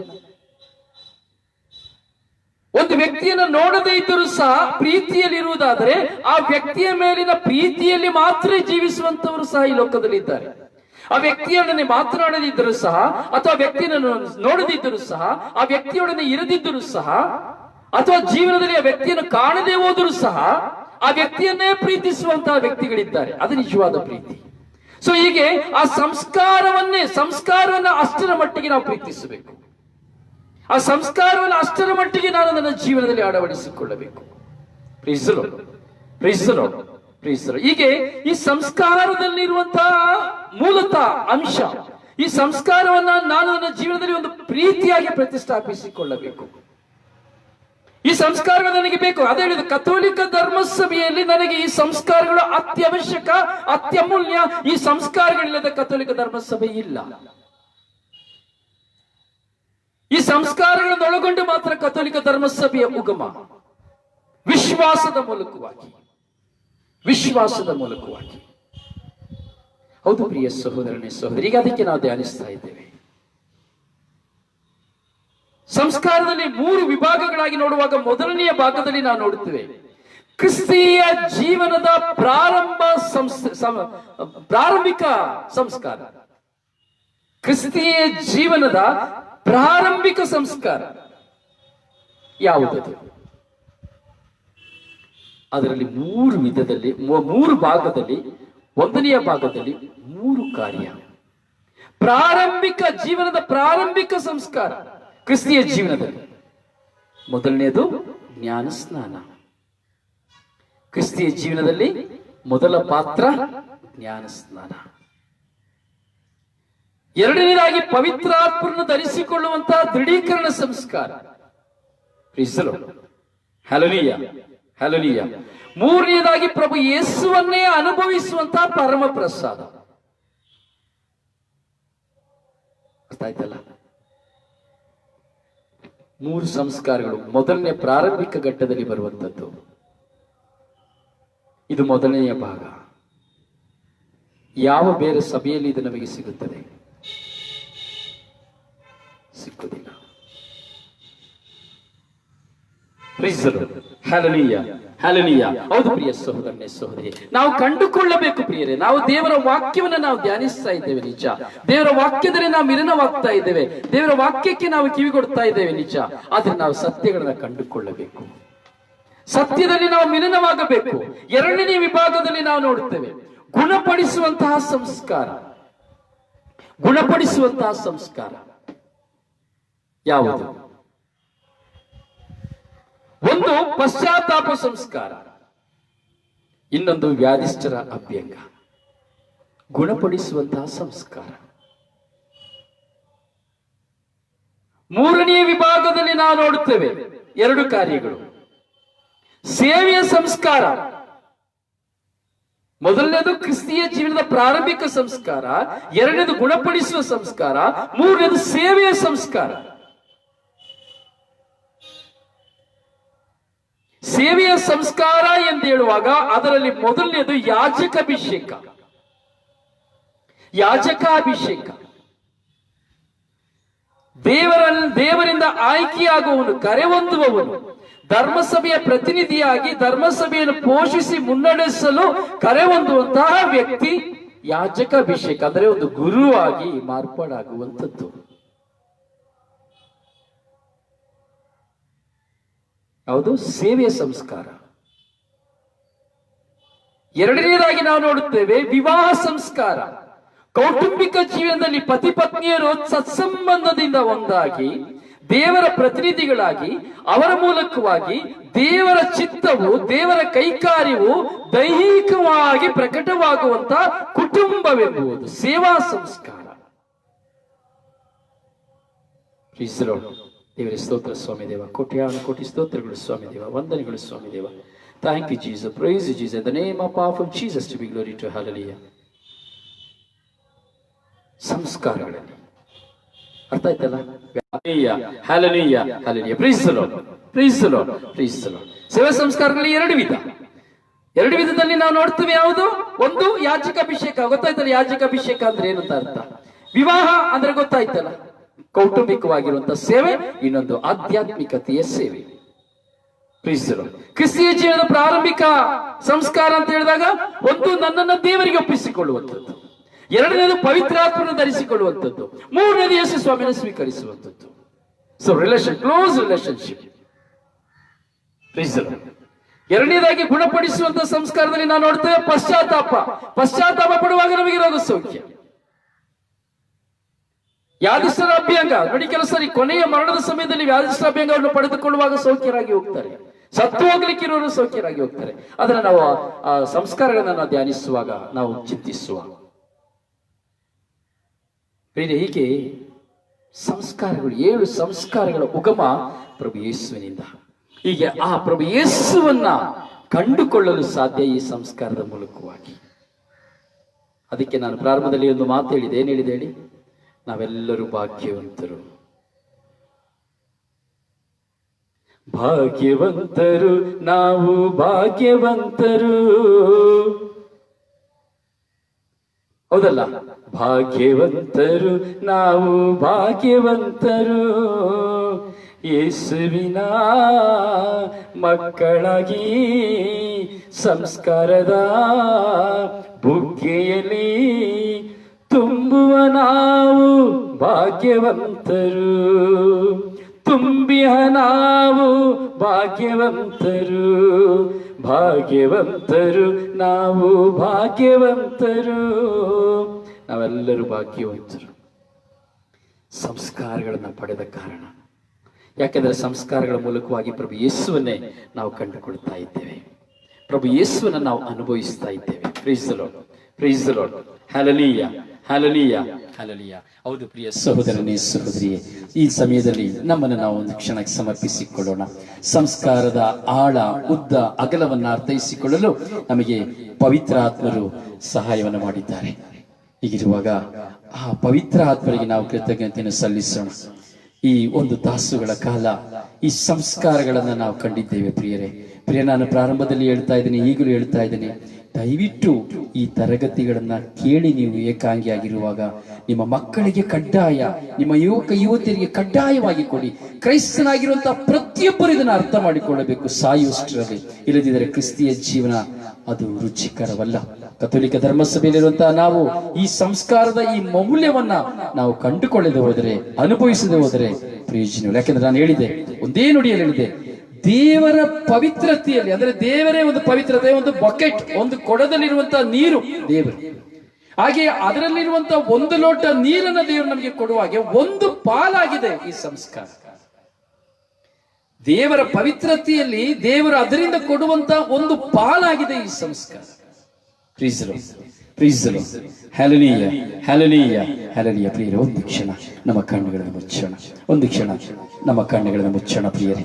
ಆ ಪ್ರಭುವಿನಲ್ಲಿ ನಾವು ಒಂದಾಗೋಣ, ಆ ಪ್ರಭುವಿನಲ್ಲಿ ಒಂದಾಗೋಣ. ದೇವರಿಗೆ, ದೇವ ನಿನ್ನ ನುಡಿಯ ಕೇಳಿ ನನ್ನ ಬಾಳು ಬೆಳಗಿತು ಸ್ವಾಮಿ ಎಂಬುದಾಗಿ ಆ ಪ್ರಭುವಿನಲ್ಲಿ ಕಾಣೋಣ. ನಮ್ಮ ಮನಸ್ಸನ್ನ, ನಮ್ಮ ಹೃದಯವನ್ನ, ನಮ್ಮ ಜೀವನವನ್ನು ಪ್ರಭುವಿಗೆ ಒಪ್ಪಿಸಿಕೊಡೋಣ. ನಾವೆಲ್ಲರೂ ಭಾಗ್ಯವಂತರು, ಎಲ್ಲರೂ ಭಾಗ್ಯವಂತರು. ಪ್ರಾರ್ಥಿಸೋಣವೇ ಪ್ರಿಯರೇ, ಪ್ರಾರ್ಥಿಸೋಣವೇ. ಇಂದು ನಾವು ಪ್ರಾರ್ಥಿಸೋಣ, ಎಲ್ಲರಿಗಾಗಿ ನಾವು ಪ್ರಾರ್ಥಿಸೋಣ. ನಮ್ಮ ಮನಸ್ಸು ತೆರೆದು ನಾವು ಪ್ರಾರ್ಥಿಸೋಣ, ಪ್ರಾರ್ಥಿಸೋಣ, ಪ್ರಾರ್ಥಿಸೋಣ ಪ್ರಿಯರೇ, ಪ್ರಾರ್ಥಿಸೋಣ. ಪ್ರಭುವೇ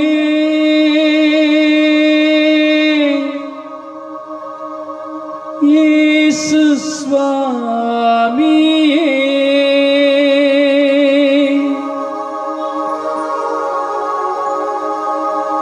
ಗುರುವೇ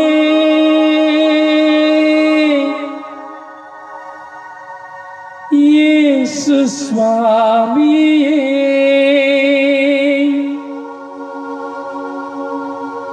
ನಿನ್ನೊಡೆ ನಾ ಬೆರೆತು ಬಾಳುವ ಭಾಗ್ಯವ ನೀಡು. ನಿನ್ನನೆ ನಾನರಿತು ಬಾಳುವ ಭಾಗ್ಯವ ನೀಡು.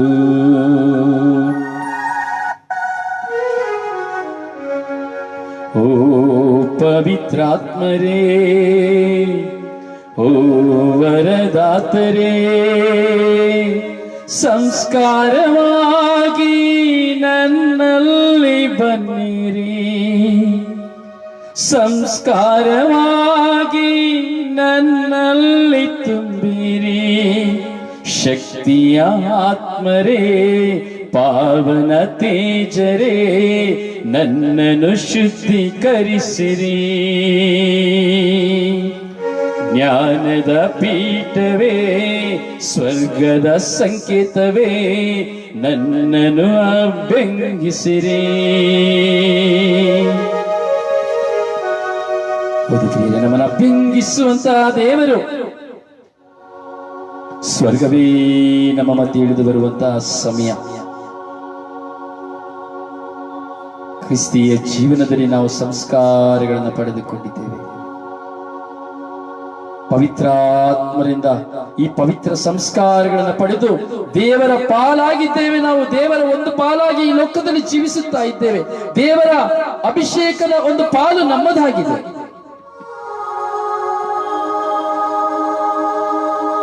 ಆ ಪ್ರಭುವಿಗೆ ಸಮರ್ಪಿಸೋಣ. ಇಷ್ಟು ಕಾಲ ನಾವು ಈ ಸಂಸ್ಕಾರಗಳನ್ನು ಅರಿಯದೆ ತಿಳಿಯದೇ ಇದ್ದಿರಬಹುದು. ಈಗ ಪವಿತ್ರ ಆತ್ಮ ನಮಗೆ ತಿಳಿಸಿದ್ದರಿಂದ ಈ ಸಂಸ್ಕಾರಗಳನ್ನ ಉಲ್ಲಂಘಿಸಿದ ದಿನಗಳಿಗಾಗಿ, ಕ್ಷಣಗಳಿಗಾಗಿ, ನಿರಾಕರಿಸಿದ ದಿನಗಳಿಗಾಗಿ, ಕ್ಷಣಗಳಿಗಾಗಿ ಪ್ರಿಯರೇ ನಾವು ಪ್ರಾರ್ಥಿಸೋಣ, ಕ್ಷಮೆ ಯಾಚಿಸಿ ಪ್ರಾರ್ಥಿಸೋಣ. ಸ್ವಾಮಿ, ನನ್ನನ್ನು ಕ್ಷಮಿಸಿರಿ ಸ್ವಾಮಿ. ನಿಮ್ಮ ಸಂಸ್ಕಾರಗಳನ್ನು ನಾನು ಕಂಡುಕೊಳ್ಳದೆ, ನಿನ್ನ ಸಂಸ್ಕಾರಗಳನ್ನು ನಾನು ಅನುಭವಿಸದೆ, ನಿನ್ನ ಸಂಸ್ಕಾರಗಳ ಮೌಲ್ಯವನ್ನು ತಿಳಿಯದೆ, ಸತ್ಯಗಳನ್ನು, ಗೂಢಾರ್ಥಗಳನ್ನು ತಿಳಿಯದೆ, ಆ ಸಂಸ್ಕಾರಗಳನ್ನು ಕೇವಲ ಒಂದು ವಾಡಿಕೆಯಾಗಿ ಮಾತ್ರ ನಾನು ನನ್ನ ಜೀವನದಲ್ಲಿ ಅಳವಡಿಸಿಕೊಂಡೆನು, ಅವುಗಳನ್ನ ಭಿನ್ನವಾಗಿಸಿದೆನು ಸ್ವಾಮಿ. ಆ ಸಂಸ್ಕಾರಗಳನ್ನ ಪಾಲಿಸುವುದಕ್ಕೆ ಬದಲಾಗಿ ಆ ಸಂಸ್ಕಾರಗಳನ್ನು ಮೂಲಕವಾಗಿ ನಾನು ನಿಮ್ಮನ್ನು ಅವಮಾನ ಪಡಿಸಿದೆನು, ನಿಮ್ಮನ್ನ ನಾಚಿಕೆಗೀಡು ಮಾಡಿದೆನು. ನನ್ನನ್ನು ಕ್ಷಮಿಸಿರಿ ಯೇಸುವೇ ಎಂಬುದಾಗಿ ನಾವು ಪ್ರಾರ್ಥಿಸೋಣ.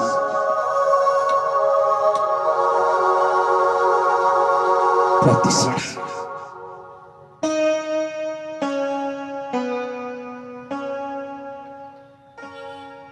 ಪ್ರಾರ್ಥಿಸೋಣ. ಪ್ರಾರ್ಥಿಸುತ್ತಾ ಆ ಪ್ರಭುವಿನ ಸನ್ನಿಧಿಯಲ್ಲಿ ನಮ್ಮನ್ನು ಸಮರ್ಪಿಸಿಕೊಳ್ಳೋಣ. ಪ್ರಭು ಯೇಸು ನಮ್ಮ ದೇವರಾಗಿದ್ದಾರೆ. ಪ್ರಭು ಯೇಸು ನಮ್ಮೊಡನೆ ವಾಸ ಮಾಡುವವರಾಗಿದ್ದಾರೆ. ಆ ಪ್ರಭುವಿನ ಸನ್ನಿಧಿಯಲ್ಲಿ ನಮ್ಮನ್ನ ನಾವು ಸಮರ್ಪಿಸಿಕೊಳ್ಳುತ್ತಾ ಇದ್ದೇವೆ. ಅದರಿಂದ ಪ್ರಿಯರೇ, ನಾವು ದೇವರಿಗೆ ನಮ್ಮನ್ನು ಸಮರ್ಪಿಸಿ ಆ ಪ್ರಭುವಿನಲ್ಲಿ ನಾವು ಒಂದಾಗೋಣ.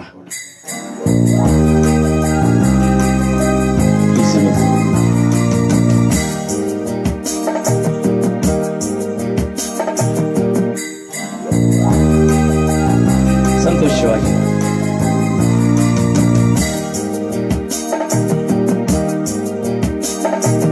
ದೇವಾನಿನ್ನ ನುಡಿಯ ಕೇಳಿ ಬಾಳು ಬೆಳಗಿತು,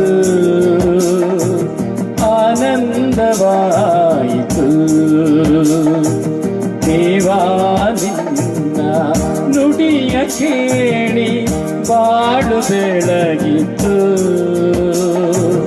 ಆನಂದವಾಯಿತು. ನನ್ನೊಡನೆ ಸೇರಿ ಆಡ್ತೀರಾ? ಎಲ್ಲರೂ ಸೇರಿ ಆಡುವ. ದೇವಾನಿನ್ನ ನುಡಿಯ ಕೇಳಿ ಬಾಳು ಬೆಳಗಿತು, ಆನಂದವಾಯಿತು. ದೇವಾನಿನ್ನ ನುಡಿಯ ಕೇಳಿ ಬಾಳು ಬೆಳಗಿತು, ಆನಂದವಾಯಿತು.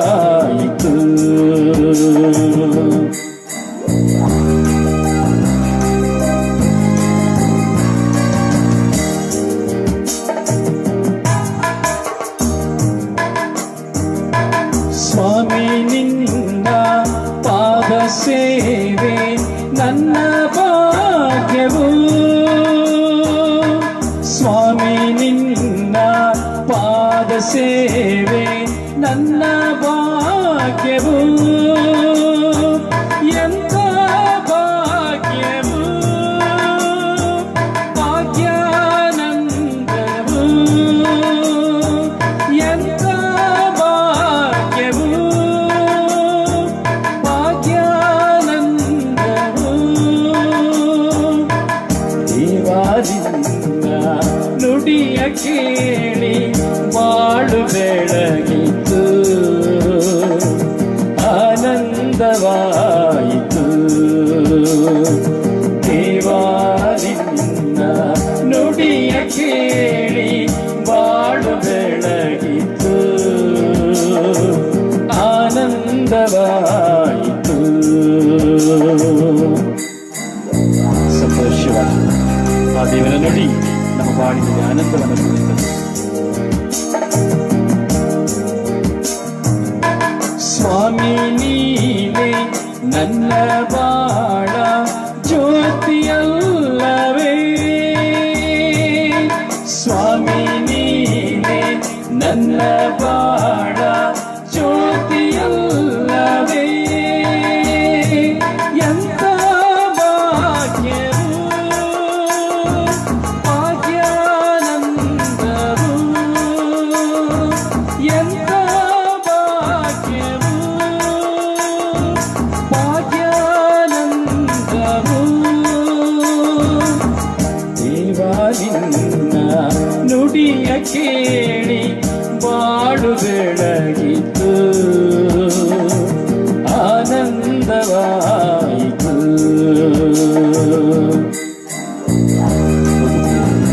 ಸ್ವಾಮಿ ನಿನ್ನ ಮರೆತು ನಾನು ಏನಿತ್ತು ಬಾಳಲಿ.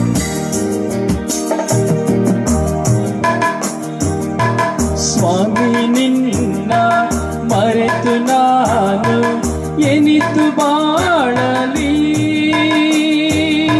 ಸ್ವಾಮಿ ನಿನ್ನ ಮರೆತು ನಾನು ಹೇಗೆ ಬಾಳಲಿ. ಎಂತ ಭಾಗ್ಯವು ಭಾಗ್ಯಾನಂದವು, ಎಂತ ಭಾಗ್ಯವು ಭಾಗ್ಯಾನಂದವು. ದೇವರಿಂದ ನುಡಿಯ ಕೇಳಿ ಬಾಳು ಬೆಳಗಿತು, ಆನಂದವಾಯಿತು. ದೇವರಿಂದ ನುಡಿಯ ಕೇಳಿ ಬಾಳು ಬೆಳಗಿತು, ಆನಂದವಾಯಿತು. ನಮ್ಮ ಎರಡೂ ಕೈಗಳನ್ನು ಹೃದಯದ ಮೇಲೆ ಇರಿಸಿಕೊಳ್ಳೋಣ. ಎರಡೂ ಕೈಗಳನ್ನು ನಮ್ಮ ಹೃದಯದ ಮೇಲೆ ಇರಿಸಿಕೊಳ್ಳೋಣ. ಪ್ರಿಯರೇ, ದೇವರ ಪ್ರಸನ್ನತೆ ನಮಗೆ ತುಂಬಿಕೊಳ್ಳುವಂತೆ ಸ್ವಾಮಿ ನಿನ್ನ ನುಡಿಯನ್ನು ಕೇಳಿ ನನ್ನ ಬಾಳು ಬೆಳಕಾಗುವಂತೆ ಮಾಡಿರಿ ಸ್ವಾಮಿ. ಸ್ವಾಮಿ ನನ್ನಲ್ಲಿ ಬನ್ನಿ ಸ್ವಾಮಿ. ಎರಡೂ ಕೈಗಳನ್ನು ಹೃದಯದ ಮೇಲೆ ಇಟ್ಟುಕೊಂಡು ವಿಶ್ವಾಸದಲ್ಲಿ ಆ ಪ್ರಭುವಿಗೆ ಸಮರ್ಪಿಸಿ ಪ್ರಾರ್ಥಿಸುವ ಈ ಹಾಡುವ ಸ್ವಾಮಿ ಎಂತ ಭಾಗ್ಯ ಸ್ವಾಮಿ. ಸ್ವಾಮಿ ನಿನ್ನ ನುಡಿಯು ನನ್ನ ಬಾಳಿಗೆ ಮಧುರ, ನಿನ್ನ ನುಡಿಯು ನನ್ನ ಬಾಳಿಗೆ ಚೇತನ, ನಿನ್ನ ನುಡಿಯು ನನಗೆ ಶಾಂತಿ, ನಿನ್ನ ನುಡಿಯು ನನಗೆ ಸಮಾಧಾನ, ನಿನ್ನ ಸಂಸ್ಕಾರವು ಸ್ವಾಮಿ ನನ್ನ ಒಂದು ಪಾಲಾಗಿದೆ ಎಂಬುದಾಗಿ ಎರಡು ಕೈಗಳು ದೇವಾನಿನ್ನ ನುಡಿಯ ಕೇಳಿ ಬಾಳು ಬೆಳಗಿತು, ಆನಂದವಾಯಿತು. ಸರಿ, ದೇವಾನಿನ್ನ ನುಡಿಯ ಕೇಳಿ ಬಾಳು ಬೆಳಗಿತು, ಆನಂದವಾಯಿತು. ವಿಶ್ವಾಸದಿಂದ ಇನ್ನೊಮ್ಮೆ ದೇವಾನಿನ್ನ ನುಡಿಯ ಕೇಳಿ ಬಾಳು ಬೆಳಗಿತು, ಆನಂದವಾಯಿತು. ಅಂದರು ದೇವಾನಿನ್ನ ನುಡಿಯ ಕೇಳಿ ಬಾಳು ಬೆಳಗಿತು, ಆನಂದವಾಯಿತು. ಮತ್ತೊಮ್ಮೆ ದೇವಾನಿನ್ನ ನುಡಿಯ ಕೇಳಿ ಬಾಳು ಬೆಳಗಿತು, ಆನಂದವಾಯಿತು. ದೇವಾನಿನ್ನ ನುಡಿಯ ಕೇಳಿ ಬಾಳು ಬೆಳಗಿತು, ದೇವಾನಿನ್ನ ನುಡಿಯ ಕೇಳಿ ಬಾಳು ಬೆಳಗಿತು, ದೇವಾನಿನ್ನ ನುಡಿಯ ಕೇಳಿ ಬಾಳು ಬೆಳಗಿತು, ದೇವಾನಿನ್ನ ನುಡಿಯ ಕೇಳಿ ಬಾಳು ಬೆಳಗಿತು. ದೇವಾ ದೇವಾ ದೇವಾ ದೇವಾ ದೇವಾ ದೇವಾ ದೇವಾ ದೇವಾ ದೇವಾ ದೇವಾ ದೇವಾ ದೇವಾ ದೇವಾ ದೇವಾ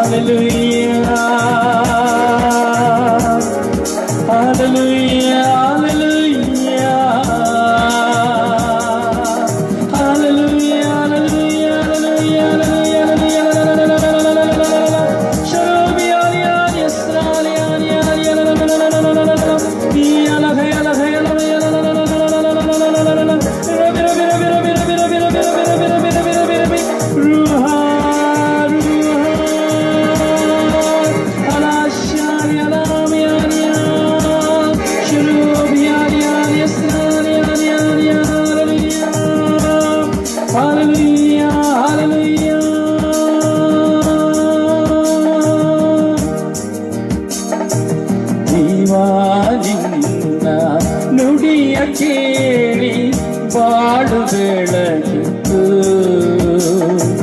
ಆನಂದವಾಯಿತು, ಆನಂದವಾಯಿತು. ಪ್ರೀಸಲು ಪ್ರೀಸಲು ಪ್ರೀಸಲು ಪ್ರಿಯರೇ, ಆಲಿಸಿ ಧ್ಯಾನಿಸಿ ಸಂಸ್ಕಾರಗಳನ್ನ ವಿಶ್ವಾಸದಲ್ಲಿ ಭಯಭಕ್ತಿಯಲ್ಲಿ ನಾವು ಸ್ವೀಕರಿಸುವ ಮಕ್ಕಳಾಗೋಣ. ದಯವಿಟ್ಟು ಈ ಧ್ಯಾನವನ್ನ ಮತ್ತೊಮ್ಮೆ ಕೇಳಿ, ಹಾಗೂ ನಿಮ್ಮ ಮಕ್ಕಳಿಗೆ ಕಡ್ಡಾಯ, ನಿಮ್ಮ ಮಕ್ಕಳಿಂದ ಯುವಕ ಯುವತಿಯರಿಗೆ ಕಡ್ಡಾಯ, ಪ್ರತಿಯೊಬ್ಬ ಕ್ರೈಸ್ತನಿಗೂ ಇದು ಕಡ್ಡಾಯ ಕೇಳಲೇಬೇಕು. ಈ ಸಂಸ್ಕಾರಗಳ ಬಗ್ಗೆ ತಿಳಿದುಕೊಳ್ಳಲಿಲ್ಲ ಅಂದ್ರೆ ನಾವು ಕ್ರೈಸ್ತರಾಗಿ ಪ್ರಯೋಜನನೇ ಇರುವುದಿಲ್ಲ. ಸಾಯುವಷ್ಟರಲ್ಲಿ ಈ ಸಂಸ್ಕಾರಗಳನ್ನು ಅರ್ಥೈಸಿಕೊಳ್ಳುವ. ಅದರಿಂದ ಈ ಸಂಸ್ಕಾರಗಳನ್ನ ತಿಳಿಸಲಿಕ್ಕೆ ದಯವಿಟ್ಟು ನೀವೆಲ್ಲರೂ ನನ್ನೊಂದಿಗೆ ಸಹಕರಿಸುತ್ತೀರಿ ಎಂಬುದಾಗಿ ನಾನು ವಿಶ್ವಾಸಿಸ್ತೇನೆ. ನೀವು ಸಹಕರಿಸುವುದು ನನ್ನೊಂದಿಗೆಲ್ಲ, ಪವಿತ್ರ ಆತ್ಮರೊಂದಿಗೆ. ದೇವರು ನಿಮ್ಮನ್ನು ಆಶೀರ್ವದಿಸಲಿ.